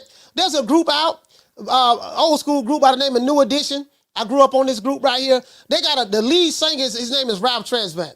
When Ralph went solo in 1990, he made a song called I Gotta Do What I Gotta Do. Y'all go check that song out. One of my favorite songs. You know what I mean? I gotta do what I gotta do. Some of these guys gotta do what they gotta do. You know what I mean? It is what it is, you know? True, true, true. That's all I'm saying, fam. When it comes to boxing, we got it on lock. With your host, Coach Malachi Williams at True Media Boxing Radio. True, true, true. Hey, Sheila say New Edition, her favorite group, huh? Yeah, I like New Edition. I definitely like New Edition, man. You know what I mean? I love New Edition. New Edition. You know me. I'm an old school cat. I can't get into this new stuff, man. I do like the new school R&B. The new school R&B. Oh my God, that new school R&B right now, they killing the game. They've been killing it for a minute now too. It went away from. They've been killing it for like a lot of the new school artists that's out there. I love them. I got satellite radio, so I listen to Heart and Soul. I listen to of course I got the old school. I got Groove. I got the Groove on when they play all the old school music. Yeah, man, but there's some stuff out there, man. I like what I'm hearing. It's like they're getting back to the singing. Now the rap music, I can't deal with the rap right now. The rap right now, I just can't deal with it. Cause I know Kodak Blacks, no Spot'em Gothams, no Sexy Reds. I'm like, dude, girl, ain't nothing sexy about you at all. You, Lord have mercy, no sexy, no Sukahani's, no Glorillas. And I'm like, bro, like, I just can't rock with it. I just can't rock with it. You get what I'm saying? I just can't rock with it. The rap music, I don't know nothing about rap right now. I can't tell you. Meg the Stallions, Cardi B's, bro, like this, the level of dysfunction that's going on right now, and then some of these male rappers, all I'm using auto-tune, all I'm sounding like they crying on the song,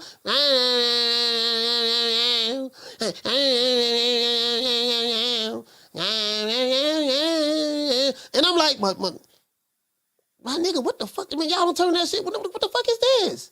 I'm not listening to that. You know what I mean? Like, I have I got a son, man. My son, nah, man, you ain't playing that shit in my goddamn car. No hell, I ain't playing that. One, I don't listen to nothing that I can't understand what he's saying. That's one. What is he saying? I don't understand what the dude's saying. Oh man, you heard what he said? Did you hear what he said? Cause I damn sure ain't hear. True. I heard a whole lot of damn mumbling. Like, bro, you mumbling, and then you on 10 different drugs. You went in the studio. You don't smoke some weed. You don't pop the Molly. You own Molly's. You own X. You own Percocets. You own Xannies. You drinking lean. On top of all of that, how am I supposed to understand what you're talking about? True. Like if you're trying to convert me to be a fan, right? How do you expect me to become a fan when I don't understand what you're saying? Shout out to Christopher Pope dropping that $2 super chat. He said, "What's good, coach? I love your commentary." Yeah, I appreciate that, fam. Thank you, brother. Thank you. I appreciate that. But you get what I'm saying? I'm just saying me. What you say, fam? You say the mumble rap. He said radio is hot garbage. Listen to that shit. Hey, listen, that shit gets no play in my ride. True. Man, I don't know what this nigga talking about. I don't know what this nigga talking about. Fuck, I'm gonna play that. All this shit on auto-tune. Shout out to Mimi. Everybody on auto-tune? And it sound like they whining and crying. Bro, listen, check this out. Hold on, I want to show y'all something. Lord have mercy. This young man right here, bro. Florida boy.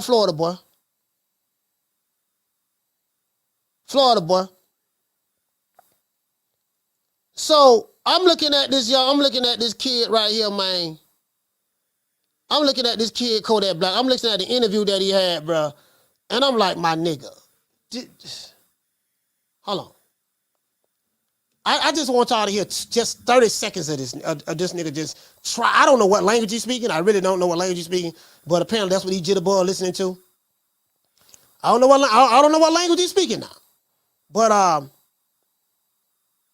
hold on, listen to this shit right here. Yeah, I just really get back in my little cut, homie, and just apply pressure, straight apply, homie, like in my little lane after this thing, no tweet, nigga. But yeah, that fuck nigga did it like he be on. Wait, hold on. Y'all got to see this. Now this is the 17. All right, let's go right. Go right here. I just want to give you an idea of what I'm talking about. I don't understand what the hell this nigga talking about.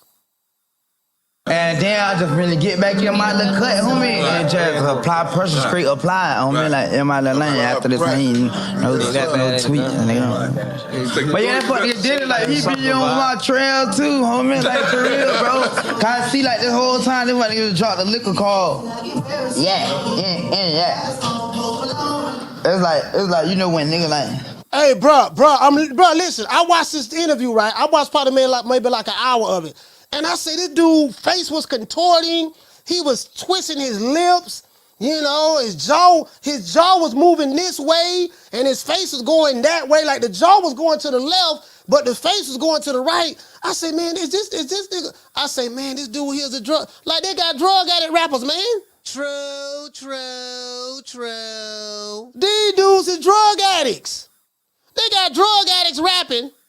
Do you know? I'm finna give y'all what the equivalent of this is. I came up in the 80s. I came up in the crack era, right? That's the equivalent of having a crackhead become a rapper. Just imagine you got Hobo Sam the crackhead.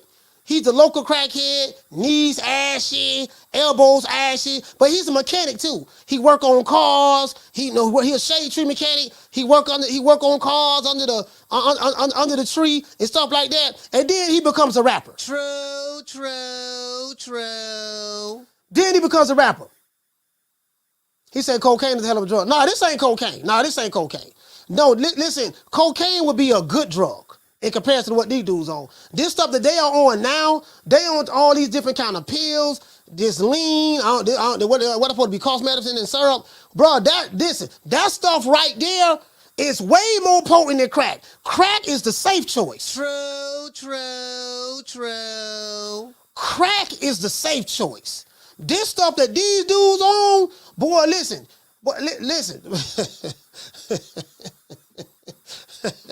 No, man, look here, man. They even got old school crackheads who, you know, I don't think nobody sell crack no more. But they got old school crackheads looking at these dudes like, damn, what this nigga on? I don't know, man. Shit, when I was out there on crack, I ain't look nowhere near like that. And these dudes is young, like these guys are young dope fiends. You get what I'm saying? So it is. And then the women, then the female rappers, like, oh my God, like y'all made Trina and Lil' Kim look like Mother Teresa. I thought Trina and Lil' Kim was nasty. Oh, Trina and Lil' Kim ain't got nothing on what's out here now. They promote between the male rappers and the female rappers, they promote all of the stereotypes. Lazy, we on welfare, we all we want to do is smoke, drink, you know what I mean, party, irresponsible. This like you promoting all the stereotypes. Like it's a modern day minstrel show. If you want to know what a minstrel show, just look up the old school minstrel shows and then compare it to what you see on TV today. It's the 2023 version minstrel show that's going on. Like literally, it is what it is. The facts. These are the facts. Hey, but who am I? Who am I to talk? I ain't nobody, man. I'm just an old nigga who just making a quick observation, Yep, that's right. I'm running things. Cream corn. That's why they call me that. Smooth. I got more measure for your pleasure. Stick with me, baby. I'll have you farting through silk. And let a nigga mess with me. I'll jump on him. All 93 pounds of pure dynamite.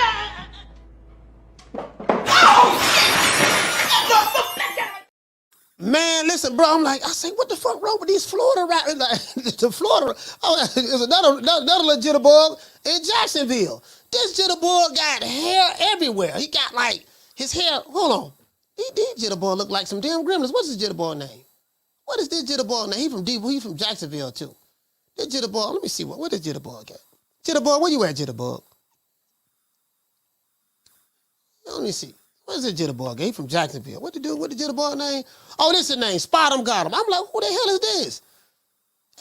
All he talking about is, I'm like, yeah, man. I'm listening to the dude talk, and I'm like, what is he saying? This Jitterbug, goddamn, what the goddamn Jitterbug looking like? I mean, they making money, but my nigga, this is some tomfoolery. I say, bro, these are some minstrel, like these are minstrel shows. This little Jitterbug right here, these are minstrel shows. That's what this is. So, you know, my son was bumping him. I'm listening to his stuff, and all he talking about, you know, wet the nigga up, shoot him in the head, you know, shoot him in the spine, stand over him, shoot his baby mama, hit the kids too, make grandmama feel it, put two in grandpa's head, you know, knock his auntie wig off, this and that. And I'm like, he's on Xannies, he's on lean, he's on perk, he's on Molly's. He's on, you know, he's juggling 50 Hennessy on top of all of that. And I'm like, dude, oh my Lord. True. I said, this nigga from Florida? Yeah, he from Florida. Damn, I can't trade him nowhere else. I can't send him to California nowhere. I can't, why they gotta be from Florida? True. I ain't like, it's some crazy ass Florida niggas in here now. It's some crazy, bro. These young Florida niggas are stupid. They are stupid. Boy, these young Florida niggas now. But guess what? Tennessee right there too. Tennessee is right there as well. Tennessee, bro, I'm like, man, like every time this nigga, he don't kill. This nigga, I'm like, bro, like this dude, I don't heard this dude just snitch on himself. Dude talk about how he, you know, I split his spine. I shot him. I shot him last week. You know what I mean? Hit his mama with the AK. Shot the whole car up. Hit the kid, hit the babies and all. F them kids, this and that. And I'm like, dude, you just got a whole RICO case, told on yourself. You confess to all these, like, dude, is you really doing this stuff? You get what I'm saying? Hey, shout out to Our Food Revolution. She said, hell no. Y'all can keep Kodak, spot him, got him, and all them throw that way. Hey, you know what? Hey, Food Revolution. I'm just saying, I'm like, man, where do you find these? These dudes are some junkies. You got junkie rappers. They junkie rappers. Junkies. You get what I'm saying? I'm like, bro, like, come on, man. Sending all these jitterbug junkies. I'm like, bro, like, and they bragging about it. Yeah, nigga, you ain't cool like us, nigga. Nigga, if you ain't smoking on this and sipping on that, you ain't cool like us. Yeah, I ain't part of the cool kids, dog. I ain't part of the cool kids. I'm not a part of the cool kids at all. I'm not. Shout out to Mike the Mobile Mechanic. He said, welcome to the True Media. He said, best podcast. Yeah, salute to you, fam. Shout out to T Seals. He say tankless junkies at that. I know you said talentless junkies. Man, these dude can't even talk, man. They can't even hold a conversation. Yeah, dog, man. Yeah, man. And all like, yeah, man. I'm that man. I'm geek up, man. I'm geek up. I'm geek. You know what I mean? I'm geek. I'm like, I need a translator. This is what I need. I need a translator. When I'm talking to one of these jitterbugs that's on that demon time in the streets, I need you to have an interpreter. I need a gremlin interpreter. I need a spot 'em got 'em interpreter. I need a Kodak Black interpreter. I need someone who can interpret because I don't know what language that is. Right? But I can't understand that. I don't, right? Then I'm seeing a video with some chicks. I'm like, man, they all in the parking lot.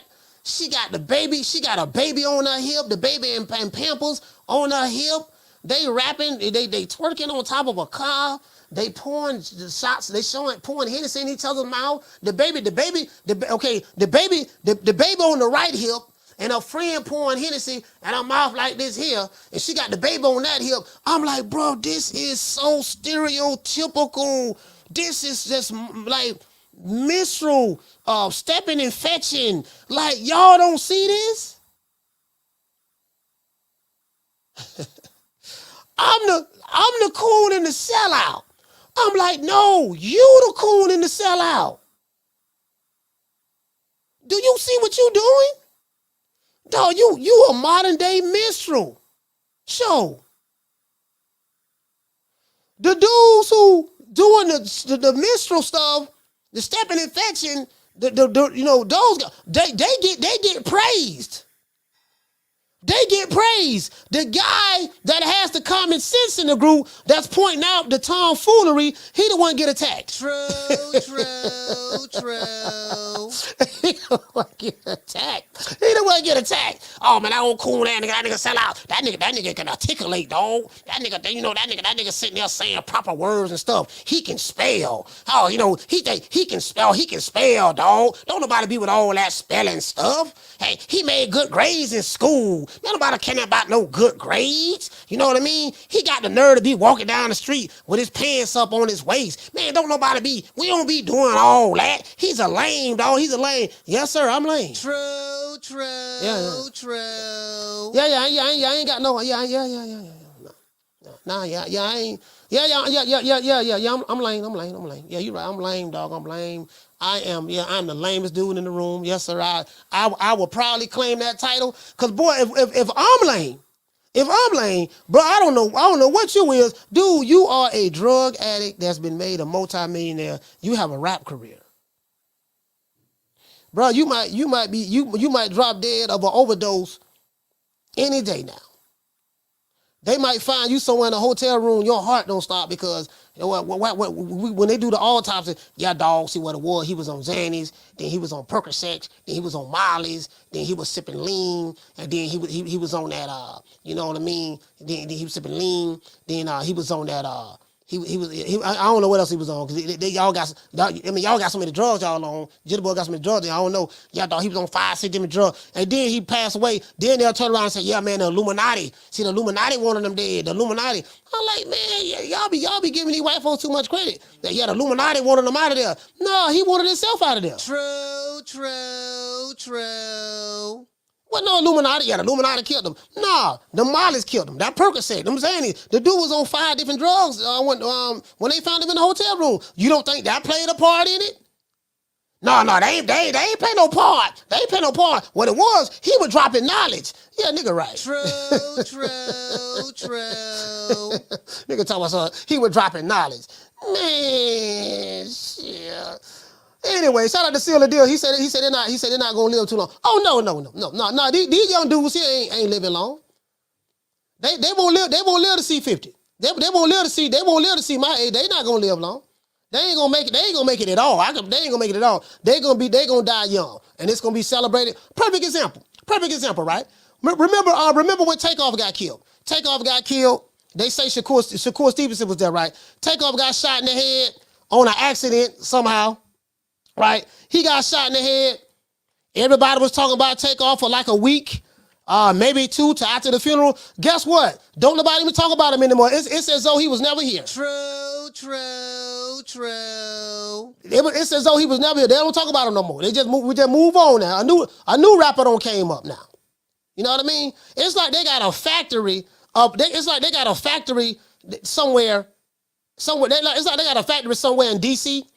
Or the FBI or whatever, what we gonna do? What we gonna do now? We got some more dumb rappers that we gonna put out there, and in order to be a big time rapper today, you got to meet some type of criteria. Okay, all right, MC, what's your name is? My name Charles.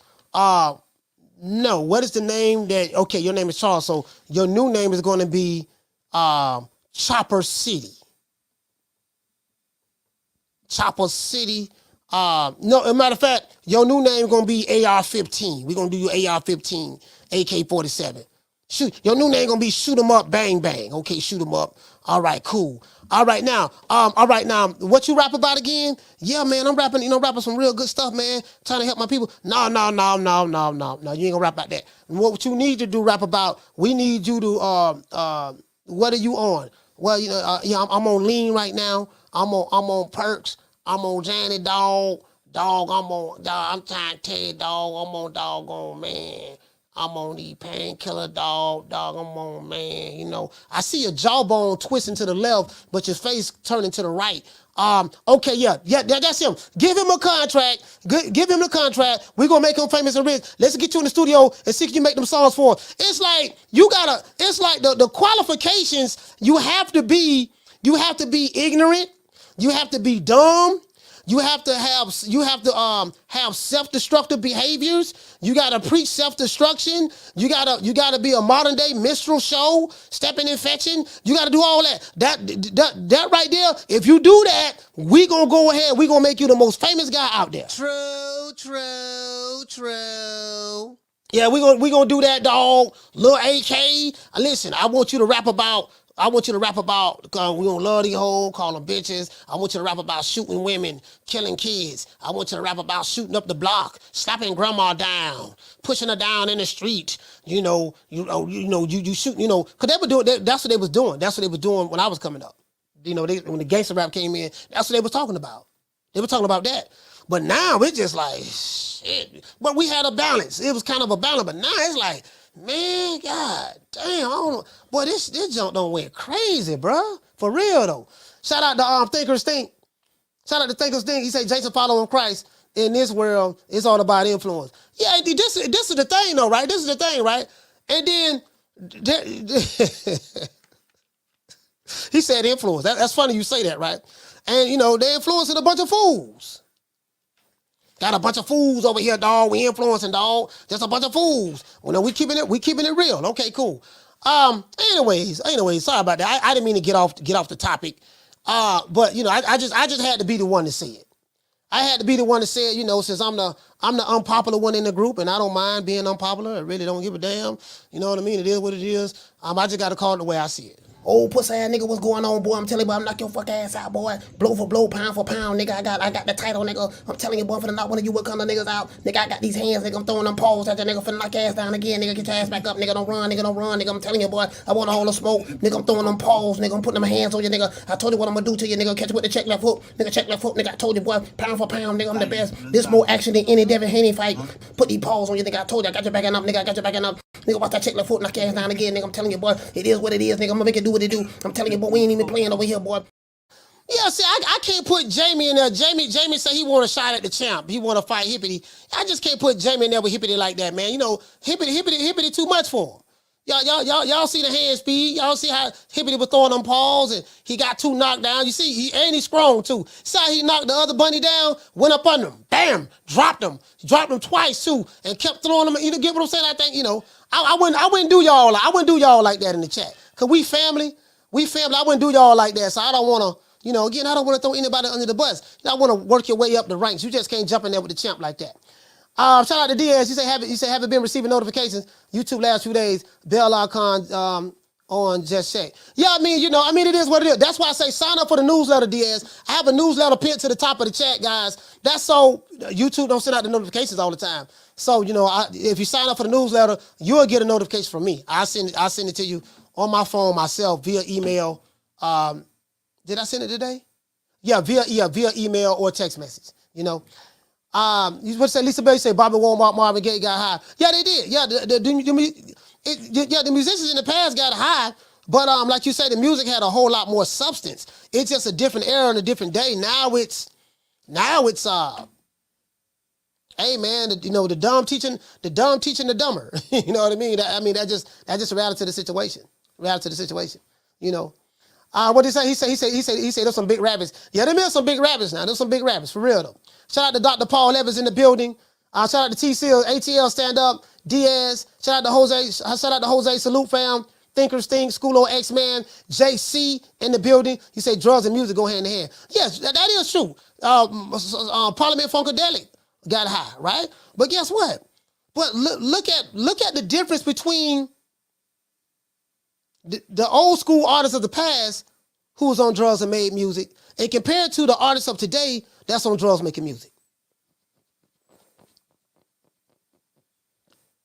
I mean, yeah, it's a lot of them was on drugs. I mean, George Clinton was on. Him and Boosie Collins. They made some of their best songs high on mushrooms and stuff like that. LSD. They made some of their best songs high. Rick James, perfect example, made classic albums high. But what's the difference? What's the difference between them getting high making music and the artists today getting high making music? What's the difference? You know, I listen. I didn't hear Rick James talking about some. Yeah, nigga, give me that. You know, what, I'm just Rick James, bitch. You know, give me the AK. I'm finna go shoot Marvin Gaye. Cocaine's a hell of a drug. You know, I'm finna go shoot Earth, Wind, and Fire. Finna drive by Earth, Wind, and Fire Steak and shoot up the block. You know, I remember when back in the day, Prince and this I was like 5-6 years old. Prince was on tour with Rick James. He used to open up for Rick James. Yeah, nigga, I'm finna go wet Prince up. Finna go wet him up. You know, hit him with the yapper. Caller, what's your name? Where you calling from? Hey Mo, hold on. Did you say they over here producing rappers in the Fed building over here in DC? Man, listen, man, I'm trying to tell you, man. Yeah. No, they not. No, don't do that. Don't put that on there. That's in Georgia. That's in Georgia. They got Fed buildings in Georgia, Slim. They ain't got them here in DC. No. I'm talking about the FBI building. Yeah, man. Nah, I know. I heard you. You said the FBI building. Nah, it's in the other FBI building. That's the Georgia FBI building, man. It ain't over here. Hey, don't put that on us like that. We'll run up in there and snatch all them motherfuckers up. But nah, man. You know what I think? I mean, you know, I don't really like to touch on social stuff. Personally, I think it's the same. But what I think now is going on, man, it's the production. One thing we can admit, us older heads, I will say that these rappers, their production is ridiculous. Yeah, it's the production. I mean, because you got to understand, when we was listening to rap, you probably had two thorough producers that was like when you hear the production, that shit was like that. But now, like when you hear, it don't matter what the lyrics are, the production is what's getting on. Yeah, you know what I'm saying? You know what I mean? Yeah, the beats do be banging now. Beats do be banging. It's like all the production is crazy. So when I tell all the old, I mean, you know, because you know we older, so everybody got their little shit. I'd be the opposite. I was like, you can say what you want about these youngins. That production of motherfuckers is working with is something out of this world. All that shit crank. I like some of the youngsters. I love Young Dolph. Young Dolph, I love Young Dolph, man. I bump him every day. One of my favorite songs is Hold Up. Finesse 2 times. I love Finesse 2 times. But Young Dolph and these other youngins, they not really in the same genre. Like Young Dolph is, they not. So Young Dolph comes from a different background. You know what I'm saying? So a lot of and I don't really talk to youngins about rap because to me none of them are real because I'm from a different era. So when you talk to me about being rich and being rich at 16 and 15, I'm from DC. So you can't tell me about being rich at 15 and 16. So that don't mean shit. But it's the production. So I give them a pass. I ain't worried about the lyrics because, like I said, I grew up off of Compton's Most Wanted and Scarface. So the lyrics is the lyrics. I ain't worried about all that shit. But it's the production, Mo. But don't put that on DC. We ain't storing these niggas, man. Them motherfuckers in Georgia, FBI building. That's the DC FBI building. I just want to clear that up. All right, shout out to Rob on Fresh, man. Hey, salute, man. DC, stand up. That's all I wanted to say. Hey. I think the point I'm making is, you know, they like it's some you do. I like Kendrick Lamar. I love Kendrick Lamar. He a young dude. I like doggone J. Cole. He a young dude. So I'm not defecating on all the rappers. I like those rappers. It's certain rappers I'm talking about.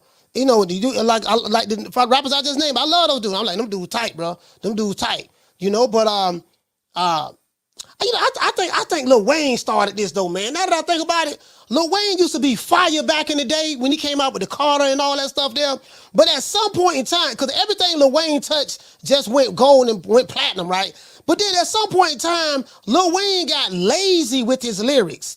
And then Lil Wayne produced a bunch of rappers that was looking up to him. You know, you had what the dude name be painting his fingernails and wearing dresses and wearing makeup and lipstick. That's in jail right now. Thugger, Young Thug. Like Young Thug, I say this dude he trying to sound like Wayne a little bit. But Wayne went to a point to where he just started sounding like he was whining on songs, the auto-tune. You know, there was no more substance in his music. I'm telling you, bro, I saw the transition. I'm like, man, this man Wayne sound crazy, man. And then all the other dudes came after him. All the other dudes came with Young Thug. You know, I'm like, yeah, man, Wayne had a lot of influence. And then now it's like I love J. Cole. Love J. Cole. Middle Child. Love Kendrick Lamar. I love doggone I really wasn't too much on what the dude that got killed in California, Nipsey Hussle. I really wasn't up on him. I knew quite a few of his songs, but I was really more so on I love Young Dolph, dog. I don't know what it is about Dolph. I just like Dolph. I love Dolph. You get what I'm saying? Like, I love Takeoff. The Migos, I love Takeoff. I say, man, this dude Takeoff, every time he get on a verse, he body it. You get what I'm saying? I love Takeoff, right? I like that. Two of my favorite young rappers, they gone, right? Young Dolph and Takeoff. I like the other young kid, Pop Smoke, the one that got killed. See, I like those dudes. But the Spot'em Got'ems, the Kodak Black, and Kodak Black has some good music. Like he said, the music be having you vibing, but I got to understand what you're saying, dog. And if every song, like right now, I love Finesse 2 Times. Love Finesse 2 Times. You get what I'm saying? I say, man, that nigga Finesse 2 Times, boy. I can feel what he's saying. You get what I'm saying? But I gotta be able to understand, comprehend what you're talking about. He said, Coach, you like Young Boy? I gotta hear his songs though. I gotta hear his song. Young Boy? Talk about what NBA Young Boy? Yeah, Kevin Gates. I like Kevin Gates too, Felicia. Felicia in there. I like Kevin Gates. Kevin Gates fire. I like Kevin Gates. What the dude is out of Dallas, it's some Dallas rappers I like too. There's some Dallas rappers I like. What the dude named Mo 3? I like Mo 3. Hey, I like Yella Beezy too now. I don't like Yella Beezy the way Errol Spence like him, but I like Yella Beezy. Yella Beezy pretty good artist. I like Yella Beezy. It's some more cats. It's some more cats. It's some more cats, It's some more cats. You get what I'm saying? I'm really like, okay, yeah. I like it's some more cats, man. Damn, it's some more cats out there, man. I don't like none of the mumble rappers. The rappers where I need an interpreter to understand what you're saying. I don't like none of them. Oh yeah, I like the Baby. Listen, I like the Baby and Lil Baby. I don't know how both of them got two names. The Baby, like what Lil Baby? Lil Baby is from Atlanta, right? I think Lil Baby from Atlanta, and I like Dil Baby. Dil Baby, I think he from North Carolina or something of that sort. Yeah. Everybody say Mel Man Mac. He said Yella Beezy trash, Coach. Nah, Yella Beezy got a couple of songs I like though. He got a couple of songs I like. Yella Beezy got a couple of songs I like. I mean, I haven't heard his entire albums, his entire catalog, but some of the songs I heard, I like some of his songs. The Baby from Charlotte. Yes, I like the Baby. I like him. The Baby, and I like Lil Baby. I feel kind of strange calling the man Lil Baby. Hey, Lil Baby, check this out, Lil Baby. Lil Baby. Hey, it's kind of And what's my main man? Baby from the Baby, the CEO of Cash Money. Yeah, Baby. You know what I mean? So it is what it is. But I like them cats though. Carla, what's your name? You calling from? Jamie from New York. Jamie from New York, talk to me. Coach, I know I'm a 2-time offender, but you're gonna like this, bro. I'm gonna tell you, Coach, this is why I fuck with you, bro. Over here, we don't only talk about boxing. We talk about music, life, tenderoni, wrestling, drugs, going to jail, facing the judge. Salute to D-Block, by the way. But you always make it great, man. It was always fun. You always come with good content and respect to you, bro. And that's all I gotta say, man. I love your show, Coach. All right, shout out to Jamie from New York. Salute, fam. Thanks, fam. Yeah, you get what I'm saying? Yeah, see, y'all gotta send me somebody with substance, cause cause I don't know a lot of these guys' name. I don't know none of them name. Shout out to Bless. What you say? She said, y'all be hating on D-Block. Facts. Hey, Bless, they be hating on my dog D-Block. They be hating on D-Block. Now, I'm gonna tell you what's gonna happen. We ain't heard from D-Block yet. Now, some of these same people gonna be calling for D-Block. What did say the Duchess? You said, I'm from Charlotte area. Never listen to the baby. Never listen to the baby song. Oh yeah. I like him though. I like him. Yeah, I like him. I like him. I like him. He said, Coach, I gotta send you some of that Larry June. Don't send me no. Don't send me none of the codeine rappers. Don't send me none of the rappers who I can't understand what they saying. They don't committed 15 murders before. Hey, you know what? You know, he used to have me laughing when I listened to back in the day. There's this rapper from Oakland named Spice One, right? Spice One probably was the first studio gangster, like just full-fledged studio gangster I heard, right? Spice One used to kill everybody on the album. True. Shout out to Ebony76, Bless. Shout out to Bless 365. Shout out to Food Revolution. Shout out to the Duchess of Wisdom. Shout out to Felicia Williams. Hey, listen, Spice One was I used to love Spice One, though. I ain't gonna lie. Spice One, man, this man shot everybody. Hey,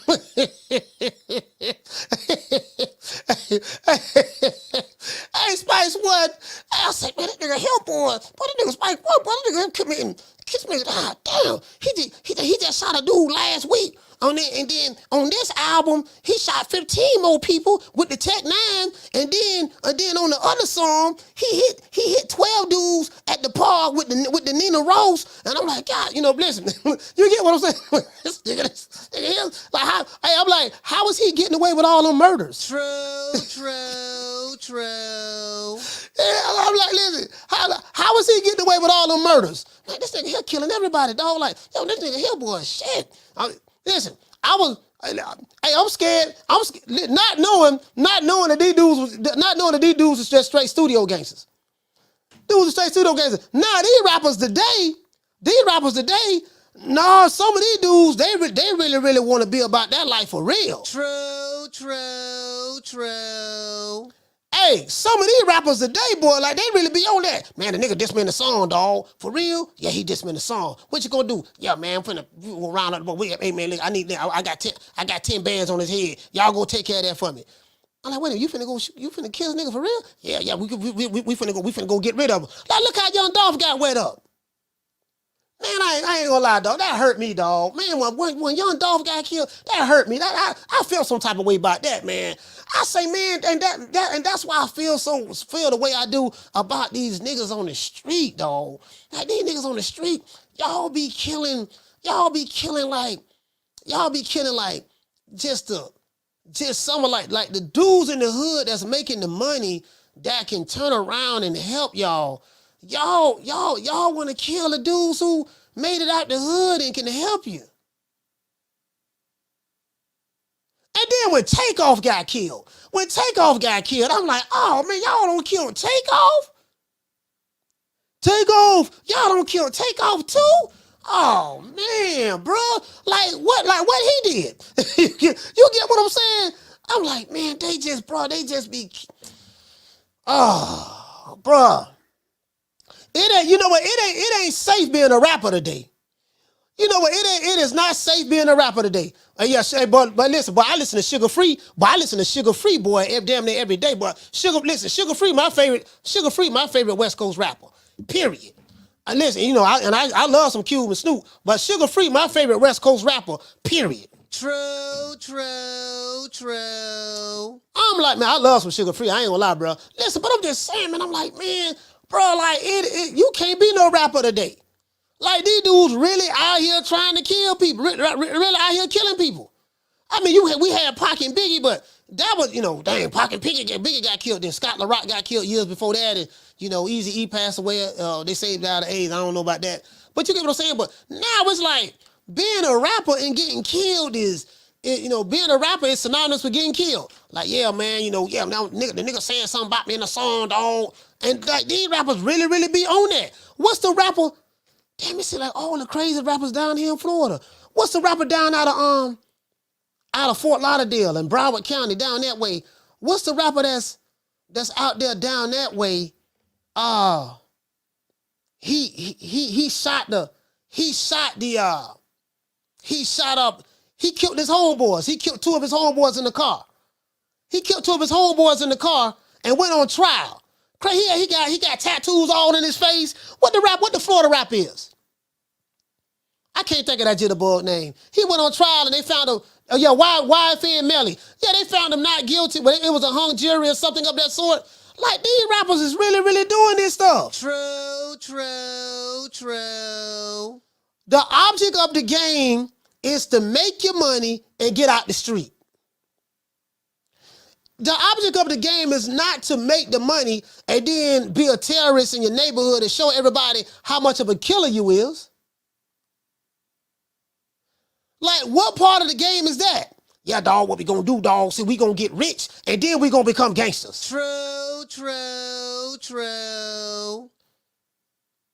You get what I'm saying? Like, listen, I would never. If you, everybody in the chat, y'all got kids, y'all got teenagers. Listen, man, I feel bad, man. They going to a rap concert today. Ain't no telling what's gonna happen. Yeah, I got it. He said on YNW Melly, YFN Melly or whatever. I don't know. Whatever his name is, he's a Melly, right? Melly. You get what I'm saying? He say, Coach, TK was about that life. Well, I tell you what, all of them about that life till when the police come. And that's what I never understood. Okay, you about that life. You a killer. How did you get in jail, sir? Oh man, the police caught me, dog. How did they caught you? Did you shoot it? Did you shoot up did you get in a shootout with them or that sugar free cocaine? That sugar cane. That sugar cane album is fire. What did you get in a shootout with them? No. I surrendered peacefully. True. Okay, let me get this straight. The real killer showed up with the guns and the badges. You ain't had no smoke for them. You surrendered peacefully. You were scared to die. But those other dudes you shot up and killed, you ain't feel nothing behind that? Oh, okay. I just want to throw that out there. Like, yeah, let me tell you something, dog. When the police come, bro, that killer, they ain't killers no more. Shout out to Hector Garcia for dropping that $2 super chat. He say, to this day, no one can touch Wu-Tang Clan, coach. Yeah. I mean, Wu-Tang was all right. I wasn't really crazy about Wu-Tang like that, to be honest with you. They beats was too, like, the RZA made all of their beats. I love Raekwon. I love only Built for Cuban Links. Love Raekwon. Love Method Man. Love Ghostface Killer. But they didn't have, they didn't always have the best beats to me. They was lyricists, but they did not have always the best beats to me. I would have loved to see them. You get what I'm saying? Like, their beats wasn't all that to me. They had some songs I love. Wu-Tang Forever, the first album, Cream, all that stuff there. I liked all of that. The first and the second album, but when they were doing their solo projects, a lot of them had some whack beats. Okay, well, listen, you like Redman, Redman in my top 5. Reggie, Redman in my top 5. I love Redman. Redman, that dude right there, man, that dude a monster, man. To this day. I listen to him to this day. Right now, I listen to him. He's still rapping right now. That dude a monster, bro. That dude a monster. Redman, like, to me, he was probably one of the most slept-on lyricists in rap. I say, man, listen. Like, when you put together a top 5, you got to have, like, different top 5s. Like, the first top 5, you may have Pop, Biggie, Nas, Jay-Z, whatever, right? Then you got to put together another top 5. Okay, you might have, Scarface. Like, okay, let's see. I'll probably have, a top 5. I had to put several categories. So we'll probably have Biggie. We'll probably have Pop, Biggie. See, you didn't listen to Pac. You felt Pac. I ain't never heard no rapper like Pac. Pac, you felt him. Like, Pac spoke to your spirit. Biggie was a lyricist. Pac wasn't a lyricist, but I felt Pac. Pac made you want to get out there and do something. You get what I'm saying? Jay-Z lyricist. Nas lyricist. Scarface. You get what I'm saying? Southside. Scarface. Jada Kiss, Reggie Noble, which is Redman, man, Ice Cube, Andre 3000. Andre 3 Stacks. You get what I'm saying? Like, bro, like, I'm just saying, but I can come with a list now. I'm like, I listen. Then we got, I have this what I used to do, right? Because I had so many guys that I like. I said I have an A team and a B team. See, my A team, my starting five will be, Pop, Biggie, Nas, J,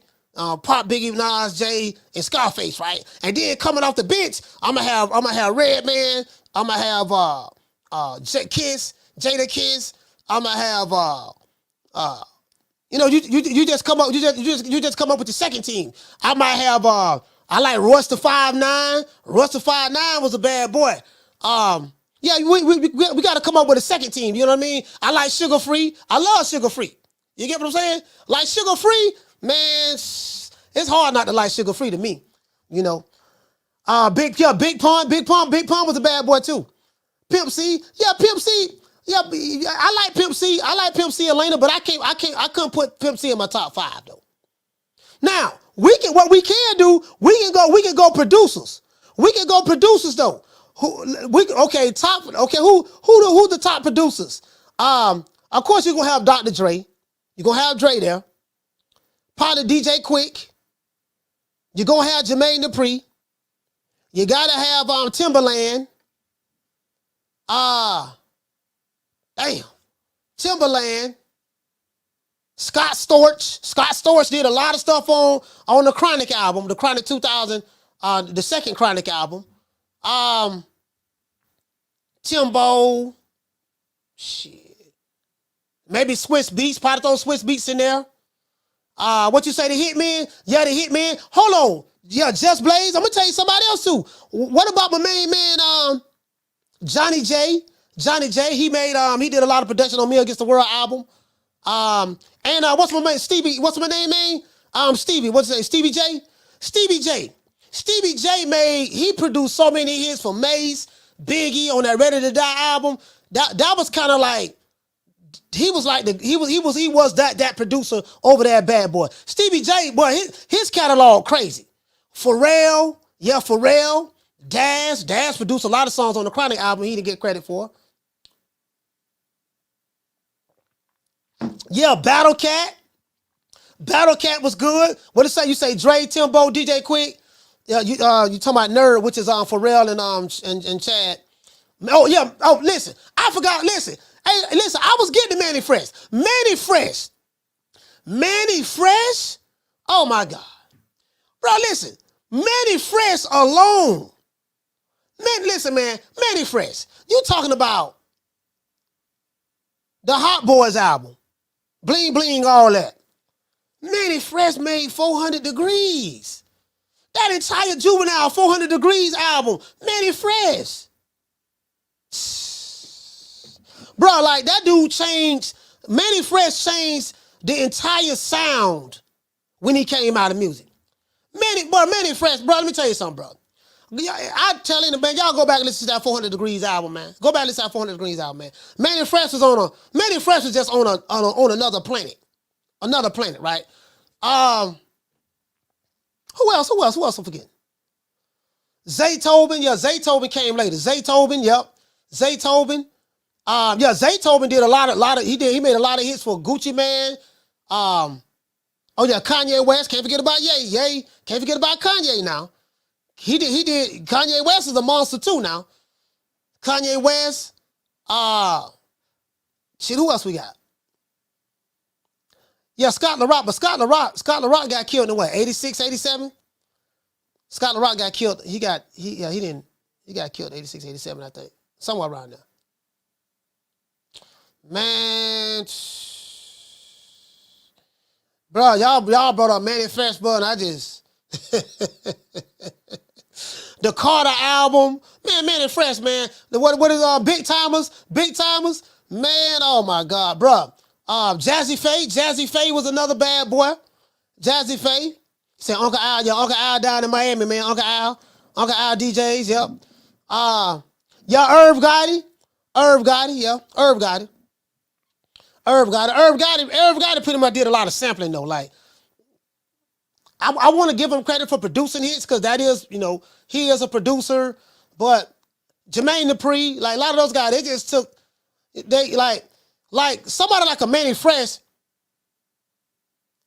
he sampled sounds, but he sampled sounds, but a lot of those guys, they'll just take somebody else's beat, like they'll take a Teddy Pendergrass beat and just loop it. You know what I mean? They'll just take a Teddy Pendergrass beat and just loop it and rap over it. You get what I'm saying? But he said no one changed the game like Dilla. Organized noise. Organized noise. Yeah, hey, listen. Organized noise. Yeah, man, them Outkast catalogs, bro. Organized noise was some monsters too now. They were some monsters too. Teddy Riley, he made the show. He made the show. Teddy Riley made a lot of dude stuff. The show, produced a lot of stuff for Heavy D. Damn, we got a lot of producers, dog. We got a lot of producers. Hey, who is the dude? Who is the dude that make the beats for some of these rappers that's out now? Who is the go-to producer now? In today's time. Like, who is the go-to producer? Because I'm like, I be listening to Finesse 2 times. I'm like, man, these beats he'll be banging. Who the dude and Young Dolphin? Who was making the Migos beats and stuff like that? You say Kenny Beats? Oh, Metro Boomin? Oh, Mike Dean was a monster too. Metro Boomin? Oh, okay. Okay, Metro Boomin. Hey, that dude right there, Metro Boomin, that dude impressed me, bro. True. Yeah, Mike Will. Yeah, we got Mike Will. Mike Will a bad boy. Mike Will a bad boy. Yeah, that dude Metro Boomin though, boy. That dude right there. Hold on, I'm gonna tell you somebody else too. The Justice League. The Justice League was good too. They made quite a few hits. They made quite a few hits on the rapper Rick Ross. His real name William Roberts, but the rapper Rick Ross. Yeah, the Justice League. What's the dude name? Dre. What the other rappers used to be making beats down here in Miami? Dre and something. I forgot the dude name. Yeah, you talking about KLC, Beats by the Pound? Beats by the Pound had a short run though. They had a short run. Yeah, Cool and Dre. Yeah, Cool and Dre. Yeah, Yeah, the Justice League, man. Them dudes there, man. Bro, Lord have mercy. Yeah, Cool and Dre. So Metro Boomin, that's the dude that's making all these. Man, DJ Khaled ain't no damn producer. He just getting there and say, DJ Khaled, we the best. That man ain't no damn producer. That man ain't doing shit. He doing what did he do? He ain't doing it. He get the dudes in there. They make everything. Then he just talk over it, pay him, and then he say produced by Khaled. That's all he doing. The Ninth Wonder. The Ninth Wonder, okay. Greg Street. You say Metro Boomin does a lot of oh yeah. Oh man, I do Metro Boomin, dog. Bro, that dude right. Man, it's some good producers out there right now. I don't know none of these kids' name, but there's some good producers out there right now, bro. Like the music do be banging now. I ain't gonna lie. That's what gets you though. That's what gets you. Be like, God, they be banging. You know what I mean? You know what I mean? Walked into the church. You know what I mean? Shot the preacher in the head 4-5 times. Pregnant lady walked across the street, ran over with the truck, jumped out, put 2 on her head, let her know what time was. And you bump it to the beat, right? And then the chick talking about, yeah, I let 10 dudes run trains on me. You know what I mean? I did this, I swallowed this, and took it up that, like a rib is supposed to do. I'm getting the bag, and I'm like, the beat banging, but the beat banging though. The beat banging, right? They're like, damn, but I'm listening to what she's saying. I'm like, God damn, me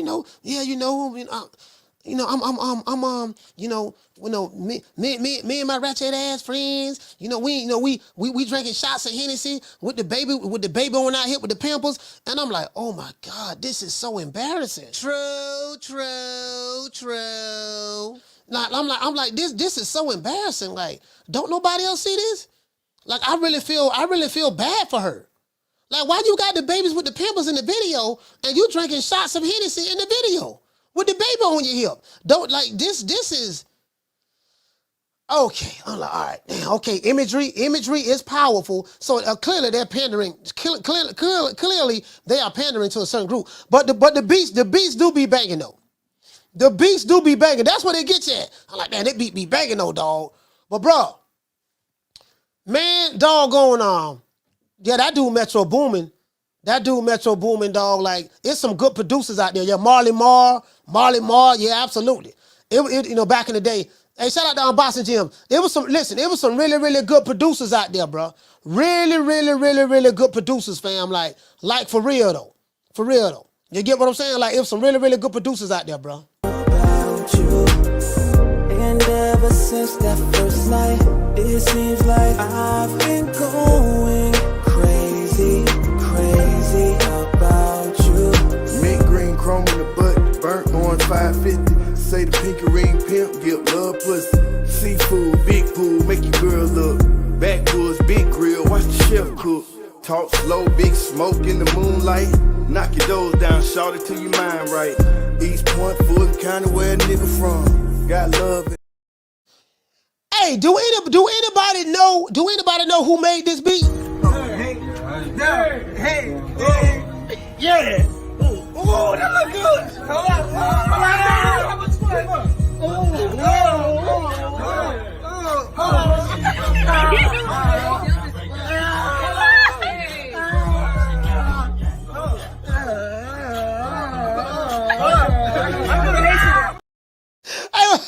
Anybody know who made that beat? Anybody? You know what I mean? He said that's from Blueface. Oh, that's Blueface? Oh, okay, Blueface. All right, Blueface. All right. He said, oh, that's Blueface, huh? Okay, all right. So this is the music trivia of the show.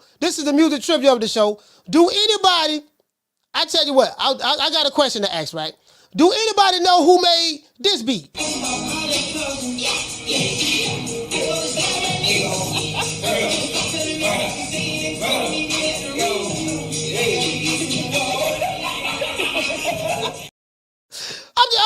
I'm just asking for a friend. Anybody know who that is?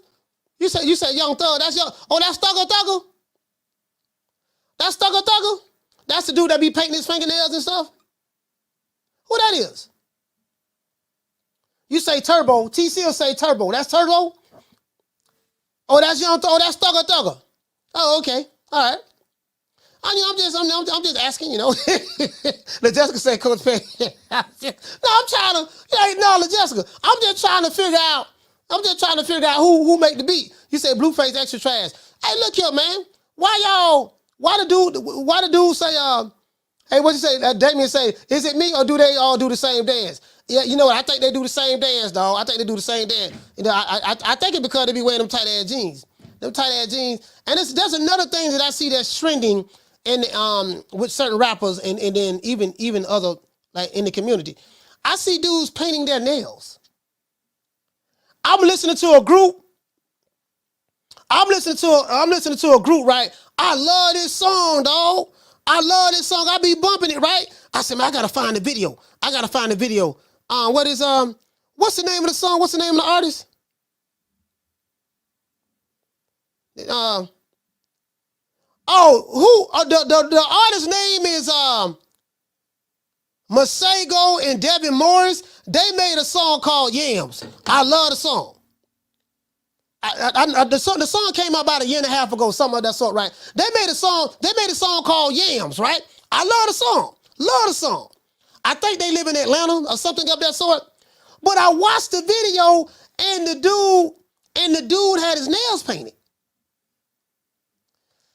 And so I wasn't, in Atlanta now, if you guys don't know nothing about Atlanta, in Atlanta now, you got to be very, very careful because some guys, they like to play with the girls and then some guys, they like to play with the boys. And in Atlanta, that's, you got women, but then they men to be playing with the boys at night. The day they're hanging with their old ladies and at night they're hanging with their homies. So in Atlanta, that's really, really strong. I'm telling you, it's been like that for a minute now. So I'm trying to, you get what I'm saying? Okay, all right, now, damn now. Nigga got his nails painted. So does that mean that he's on the more like the zesty side? Or is that some kind of, you get what I'm saying? Like I'm trying to figure it out. Hey, what to say, T Seals? You say sus, fam. But you get what I'm saying, T? You get what I'm saying, T Seals? Like, I don't know, like, some of these dudes got purses on and No, man, that's just a style and this and that. And so I'm out of touch. I'm really out of touch with that. Like I see any, I don't care who it is.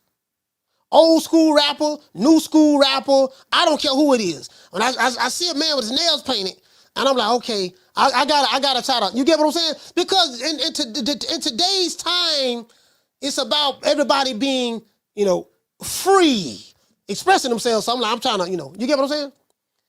Ebony, what you say? You say the person's killing me. Listen, I see some of these dudes, they got purses look better than the women. He said Dennis Rodman started painting his nails. Yeah, that's Dennis Rodman though. That's Dennis Rodman, but when did the rapper start doing it? Dennis Rodman used to wear dresses and stuff too.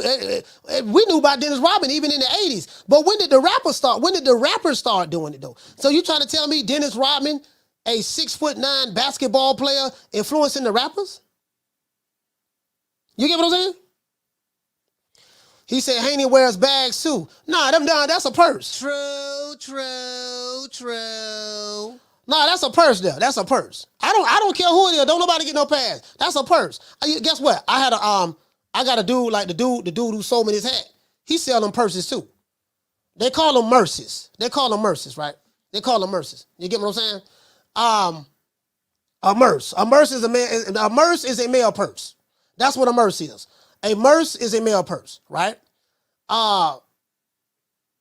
But yeah, he said, yeah, man, you want one of these bags right here? I said, no, I don't wear purses, bro. You know what I mean? No, this ain't really no purse. Like this kind of like what's in fashion. No, I'm good, dog. I'm good. True. No, I'm good. I'm good. I'm good. Yeah, he was trying to, yeah, man, see what it is. See, like this the thing, right? They got you wear it across your chest like this. I said, I'm very familiar with what they, what they are, right? That's a merce. Or, where I come from, that's a merce. I ain't wearing it. I ain't buying that. No, let me get that sweater there, baby boy. Let me get that short set over there, baby boy. Yeah. Let me get that jacket over there, right? Yeah, I don't want the purse. He said, yeah, okay. If you buy one more thing, I throw the bag in there. I say, dude, he still trying to say it's a bag. I say, nah, brother, listen. I don't want the purse. I'm good. Listen. I don't want the purse. He said, no, you ain't got to pay for it. You don't spend enough money. I just throw it in there. Nah, you can keep it. True. Yeah, I'm good. Shout out to Dante. Salute to you, fam. Shout out to Nate Cordia commissioning. Salute to you. Shout out to Luna Glider. Corey Bradley. What's going on, fam? Yeah, you get what I'm saying? You say it's a man bag in the UK. Yeah. Whatever. You can call it what you want to call it. Call it what you want to call it. It's a purse. I know a purse when I see one. That's a purse. Call it what you want to call it. Dress it up, whatever word salad you want to use. However you want to spin it. Don't make me know, never mind. He said, Coach, my favorite R. Kelly song is Woman Fed Up. Yeah, R. Kelly got some classics, man. But see, that's what they doing though. What they doing to this here. They shitting on my plate and telling me it's meatloaf. Dude, this some shit. Just because you put some ketchup on don't mean shit. No. See, it just look like shit. But really, it's meatloaf. See, look what we did now. You put a little hot sauce on it right there, right? Put a little hot sauce right there. And then you get some of that ketchup and you decorate it with the ketchup, right? And then now we're going to put it in the oven and then we're going to let it cook for a little bit, right? Don't worry about the smell. It got a bad smell. Don't worry about the smell. But then when we pull it out the oven, then it's going to be good and crispy. True. My nigga, you do know that shit, right? You do know that's a purse, right? Nah, it's called, it ain't shit, it's meatloaf. No, it ain't a purse, it's a tote bag. Okay, whatever you want to call it, it's a purse to me. True. What to say, Bless say not true, Coach, it's fashion. Man, hey, Bless, it's a purse.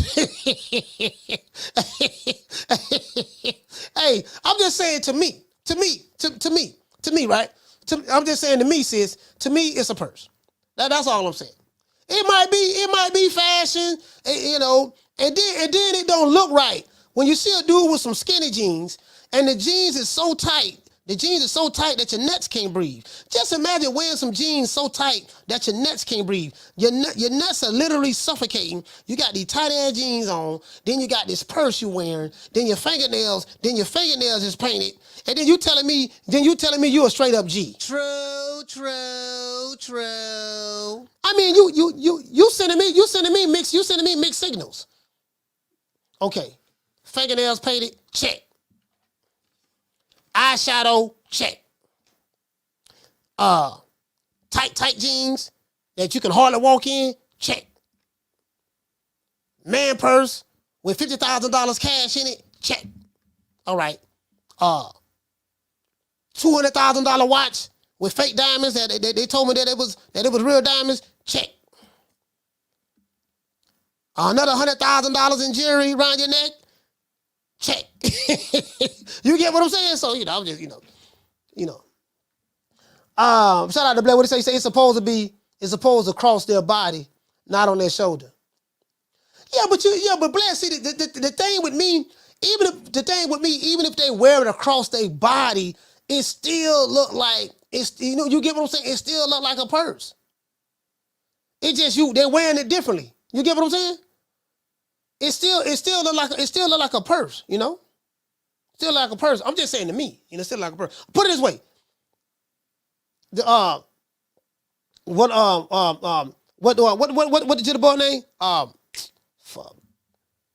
When Ryan Garcia and Tank Davis had their press conference, what you call that? What you call that? What Tank had? Shout out to the Fight Club. What'd you say?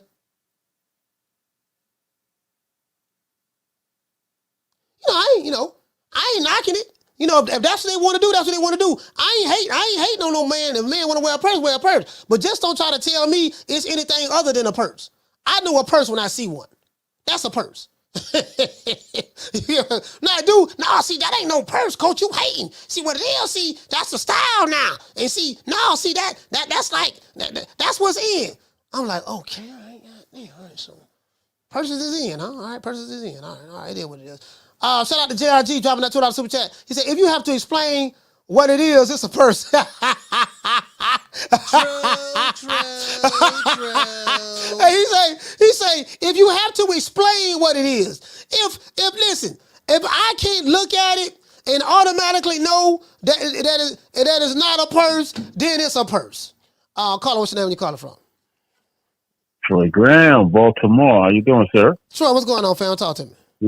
We live in a very confused world, man. I mean, if you don't accept everything just for the sake of accepting it, you in the wrong. I mean, I watched a video where this grown-ass man, 6'4", dressed up like a woman, said he was a woman, had a beard and everything, wig and all that, purse and a skirt, said he was going to go into the female bathroom, and this mother was like, you ain't going in there, my 6-year-old daughter in there. Mm. And he was like, child, I am a woman. She was like, yeah, no, I saw that. I saw that video. Dude had a beard and everything. Yeah, tall, you a grown ass man. The woman was no woman. Yeah, I saw that. Yeah. So but a lot of people were saying that she was in the wrong because she was going to let him be what he want to be. Listen. If you pee standing up, use the bar. Okay. I don't want to hear none of that, man. You kind of we was really talking about this, the purses and stuff. You talking about really something else, but I get what you're saying though. You figure it's all relative, yeah. We talking about just the fashion, the style and the fashions and stuff like that. It is what it is. But anything else you want to wrap up with, Troy? No, I'm just saying I got no problem with how somebody wants to live their life, but don't impose that on me because it's just not gonna happen. Have a blessed day, man. All right, shout out to Troy. Yeah, Troy talking about something different, but I'm talking about the fashion and the style, like the fashion and stuff, right? Like just some of this stuff is like really, really, really, really suspect to me. You know what I mean? Just the fashion. You get what I'm saying? But I did see that video what Troy was talking about. This guy was trying to go in the bathroom with the little girl. I did see that. He said he was they do like he was about 6'6", had a wig on, full beard, some high heels. Yeah, I saw that. I saw that what Troy was talking about. But I'm trying to think, bro. Like I guess the Like the brother said, he said, if you got to explain to me what it is, it's a purse. True. If you got to explain to me what it is. And again, if that's what they into, that's what they into. But don't be trying to convince me, tell me I ain't seeing what I'm seeing. You know, he's rich. Well, he rich. He got plenty of money. He can wear what he want to wear. Yeah, he can wear what he want to wear. I'm not tripping on what the next man wearing. He can wear what he want to wear. You totally all right with that. If he want to wear a purse, he wearing a purse. That's all I'm saying. You seem to be the only one to have a problem with it. I'm saying it's a purse. I'm calling it for what it is. It's a purse. And, you know, so I mean, it is what it is. True.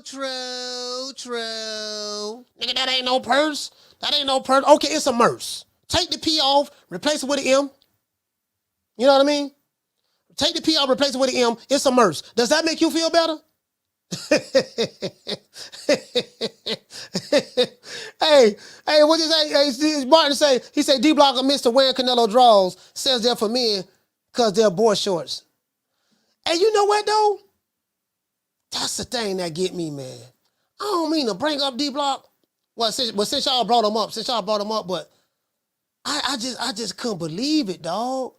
I say, damn, D-Block 41 years old, I think. And I'm like, my nigga, D-Block, like, you wearing glow in the dark draws? Like, you know, let's just say he was playing. Let's just say he was playing. You know, maybe he was playing, right? But I'm like, nah.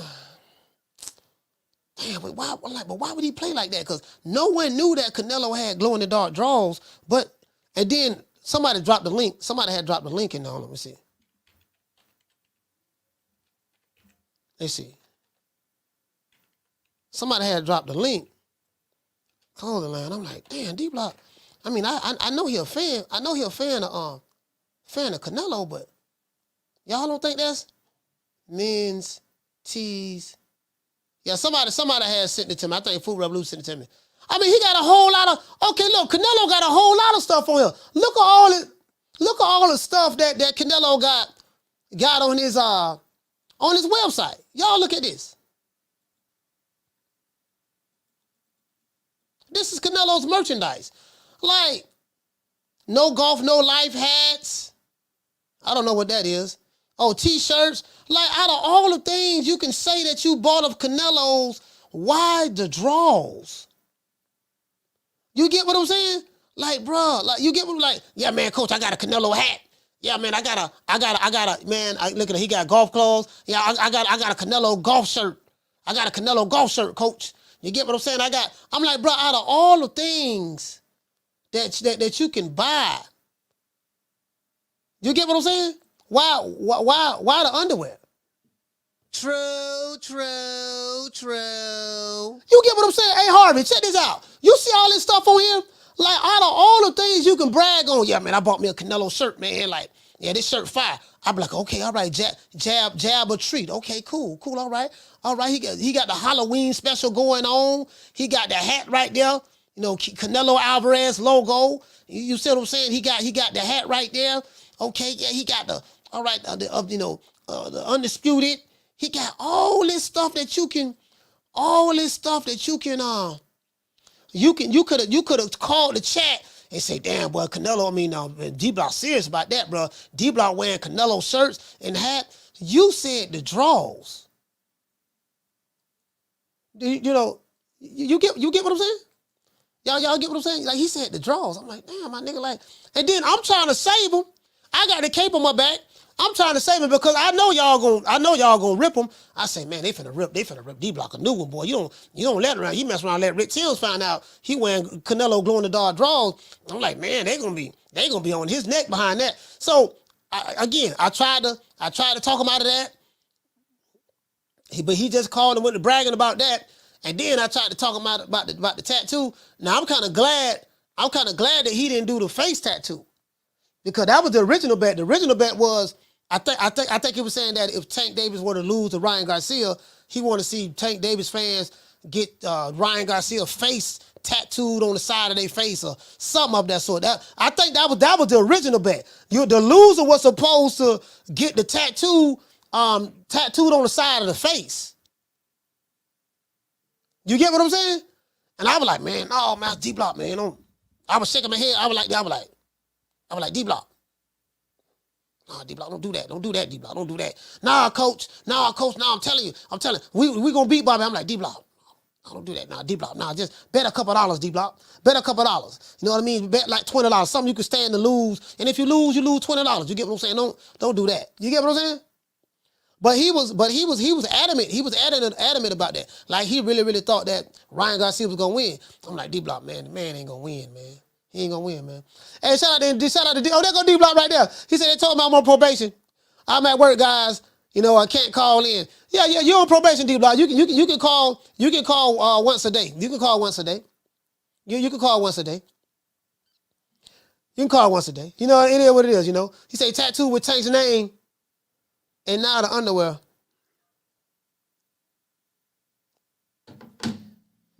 All right, caller, you the last call. Talk to me.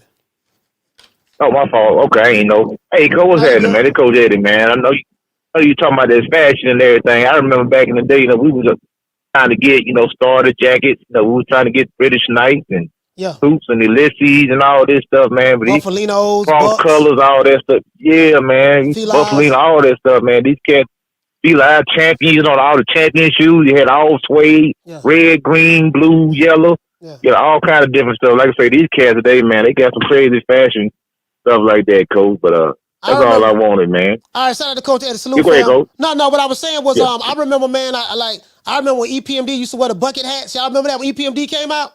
They came out with the bucket hats. The bucket hats, like what I'm wearing right now, the fisherman hats. They just call them the fisherman hats as well. But they the one came out with that style, and then we used to wear that. We used to wear that in the 80s and 90s, you know, because they the one made that fashionable. Yep. You know, then Timberland boots. Yeah, when New York made the Timberlands. That was a New York thing.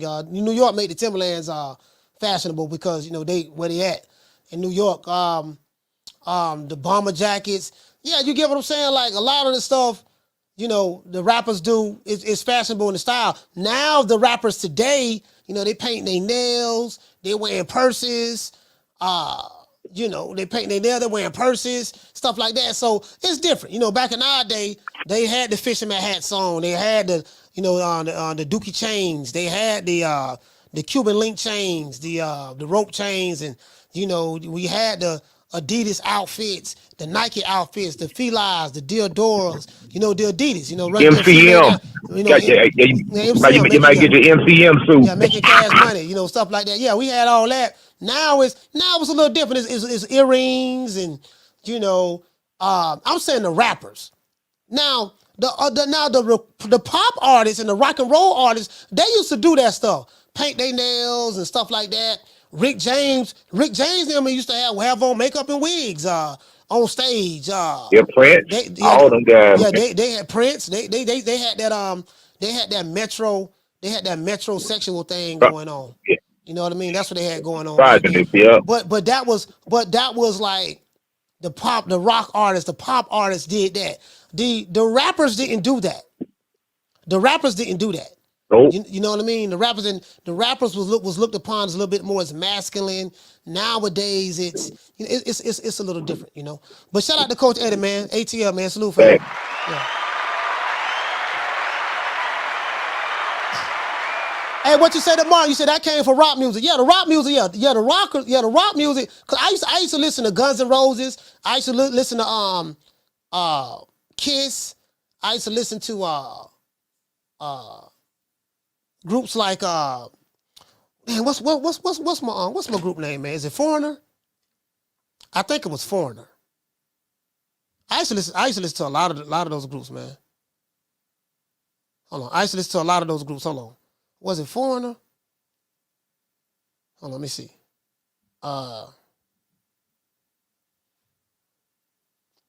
No, Journey. I used to listen to Journey. I still listen to Journey right now. Like just a lot of those groups back then I listened to, man. Bon Jovi, Genesis. I used to listen to like all the 80s rock. I listen to all that. All the 80s rocks. I used to listen to George Michael. What's the little white little Richard looking dude? Boy George. I ain't really went crazy about Boy George. I ain't gonna lie. I wasn't no Boy George fan. And then I ain't realized doggone George Mike and them. I ain't know he was sweet. You know what I mean? But he made good music though. He did make good music. Yeah, I listen to all that. I listen to all like the rock groups. I listen to all of the rock groups, man. Shit, it's so many of them, dog. It's like, and all of the 80s pop groups too. It's so many of them, man. Man, I can't think of all of them. We say Duran, yeah, the Police, Quiet Riot. Yeah, I used to listen to Quiet Riot. Yeah, for sure. Yeah, Hall and Oates. He said NSYNC. I was a little too gangster for NSYNC. I was too gangster for NSYNC. Yeah, I didn't, NSYNC came like, they came from Mickey Mouse Playhouse. They came over there with Christina Aguilera and Britney Spears and all of that. They came like when I was in my 20s. That's when they came. They came along. I'm talking about like, it was some really, really good music then. Really, really good music then, D Block, you said NSYNC. D Block. Yeah, Nirvana. Yeah, you're right. Yeah, Nirvana. Hell, I used to like, believe it or not, I used to like Garth Brooks. It's a lot of artists, man, back then. I can't think of all of them. It's just too many. He just said NSYNC. Yeah, D Block always talking crazy. He say, damn right, love NSYNC, coach. Yeah. You was probably back there singing bye, huh? We talking about some damn D Block. D Block, we talking about some what you say, the Doobie Brothers? Yeah, the Doobie Brothers. It was just the groups back then, man. New Kids on the Block came out in 89, I think. Yeah, they came out in 89. They was supposed to be like the new edition, the white version of New Edition. Yeah, the Bee Gees. Bee Gees was 70s though. What's your boy name? He used to always hit that high falsetto. Bee Gees was 70s. Phil Collins was the drummer. He was with Genesis. With Genesis. Yeah, Pink Floyd. Yeah, Pink Floyd. Yep. Oh, you talking about Orange Juice Jones? Yeah, Orange Juice Jones. Yeah, man. Walking in the Rain. Yeah, he was signed to Def Jam, I think. Yeah, Pink Floyd. Yeah, but you're right though. Like those guys, like all of that makeup and fingernail polish and all that came from the rock stars. The rockers did that. The 80s had the big hair. They used to wear the makeup and long fingernails. Like, bro, like the rockers was you get what I'm saying? Shout out to JRG dropping out $2 super chat. He said it's difficult. He said it's getting difficult to defend D Block. Yeah, I can't defend him no more. I can't defend D Block no more. D Block talking crazy. He talking about NSYNC. We talking about the 80s. Yeah, man, coach NSYNC. D Block say 98 degrees. Yeah, that came after the 98 degrees. I don't know nothing about them, D Block. I was listening to, when you were listening to NSYNC, I was listening to Spice One. I was listening to the Ice Cube. I was listening to Sugar Free. I was listening to Biggie Pac. I was listening to you know what I mean, Nas, and you get what I'm saying, D Block? UGK. I was listening to that, D Block. I was listening to Juvenile. The Hot Boys, 400 Degrees. That's what I was listening to. When you were listening to NSYNC and 98 Degrees and 37 Degrees, that's what I was listening to. MJG and 8 Ball, Space Age Pippin. You get what I'm saying? She said, Coach, do you listen to reggaeton? Let me tell you something, man. I used to love doggone, what's my main man name? Daddy Yankee. Boy, Daddy Yankee, he was that guy when he came out. Daddy Yankee was that guy when he came out. We talk about 2004. 2003, 2004, Daddy Yankee, that album right there was classic. Yeah, absolutely. Yeah, I used to like Daddy Yankee. My favorite Latin artist is Celia Cruz. I love Celia Cruz, love Mark Anthony. Celia Cruz, Mark Anthony, love them.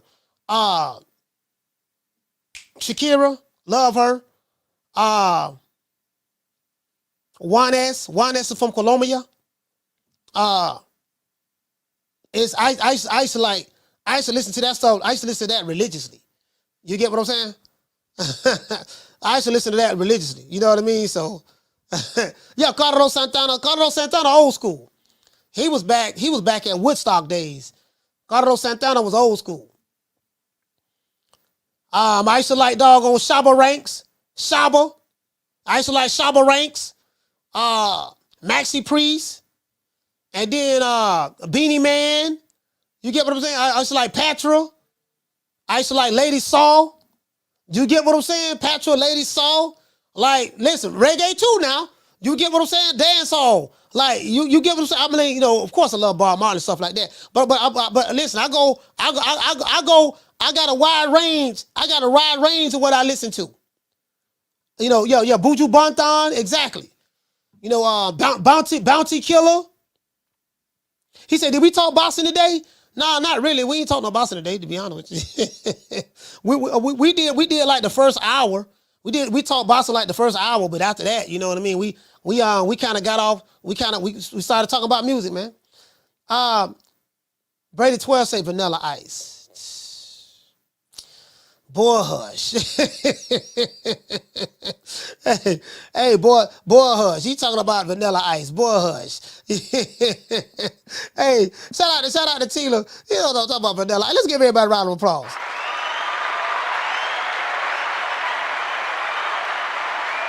We're talking about Vanilla Ice, man. It is what it is, man. Let's give everybody a shout out who called the show. Shout out to Jamie. Shout out to Coach Eddie from ATL.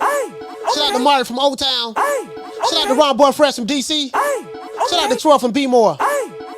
And salute to everybody in the chat, man. You know, shout out to all of the Tenderonis, man. You know we got to give a shout out to the Tenderonis. You know, we have a ritual over here where we give a shout out to the ladies. Shout out to Goddess. Shout out to Mo Easy. Shout out to Felicia Williams. Shout out to Bree. Shout out to Tila. Shout out to the lovely Amina. Shout out to Letha. Shout out to Berenice Mendez. Shout out to Phil on the Tube. Shout out to the lovely Miss Connie. Shout out to Mimi 24. Shout out to Ebony 76. Shout out to Kiera. Shout out to Letitia. Shout out to the Duchess of Wisdom. Shout out to Green Eyes P. Shout out to Food Revolution. Shout out to my sister Nick Rich. Shout out to La Jessica. Shout out to Sheila Jackson.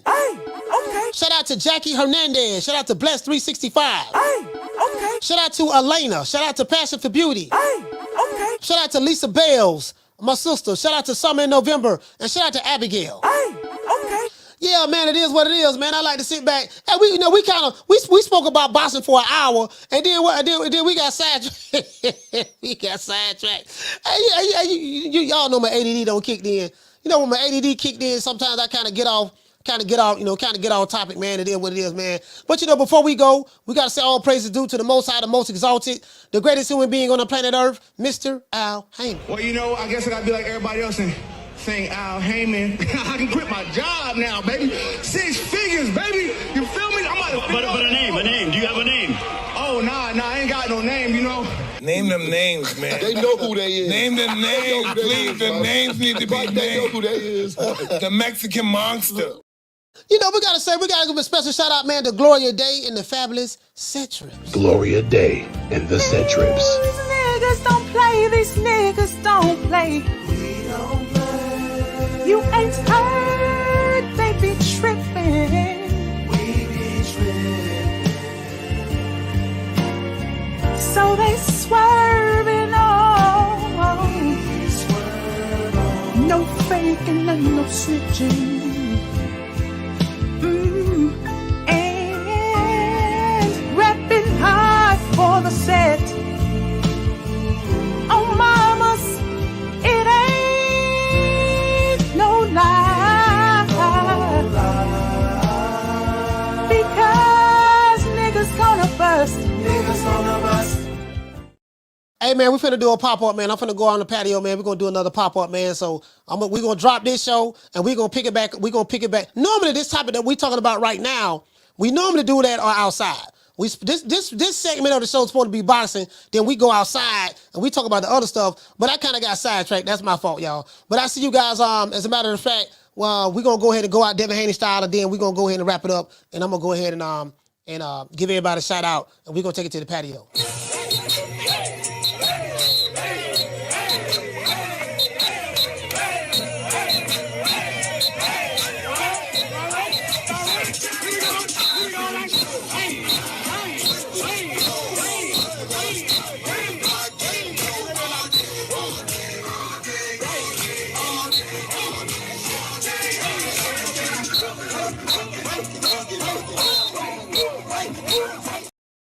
Hey, we're finna take it outside, man. You know what they say? What Mo3 say? They're scared to come outside. Well, we going outside. RIP to Mo3. I see you guys later on. We finna take it to the patio. I'm finna make the show right now on my phone. You know my motto. Don't meet me there, beat me there. Peace. Shout out to everybody in the chat, man. Man, I'm out of here, bro. Let's go.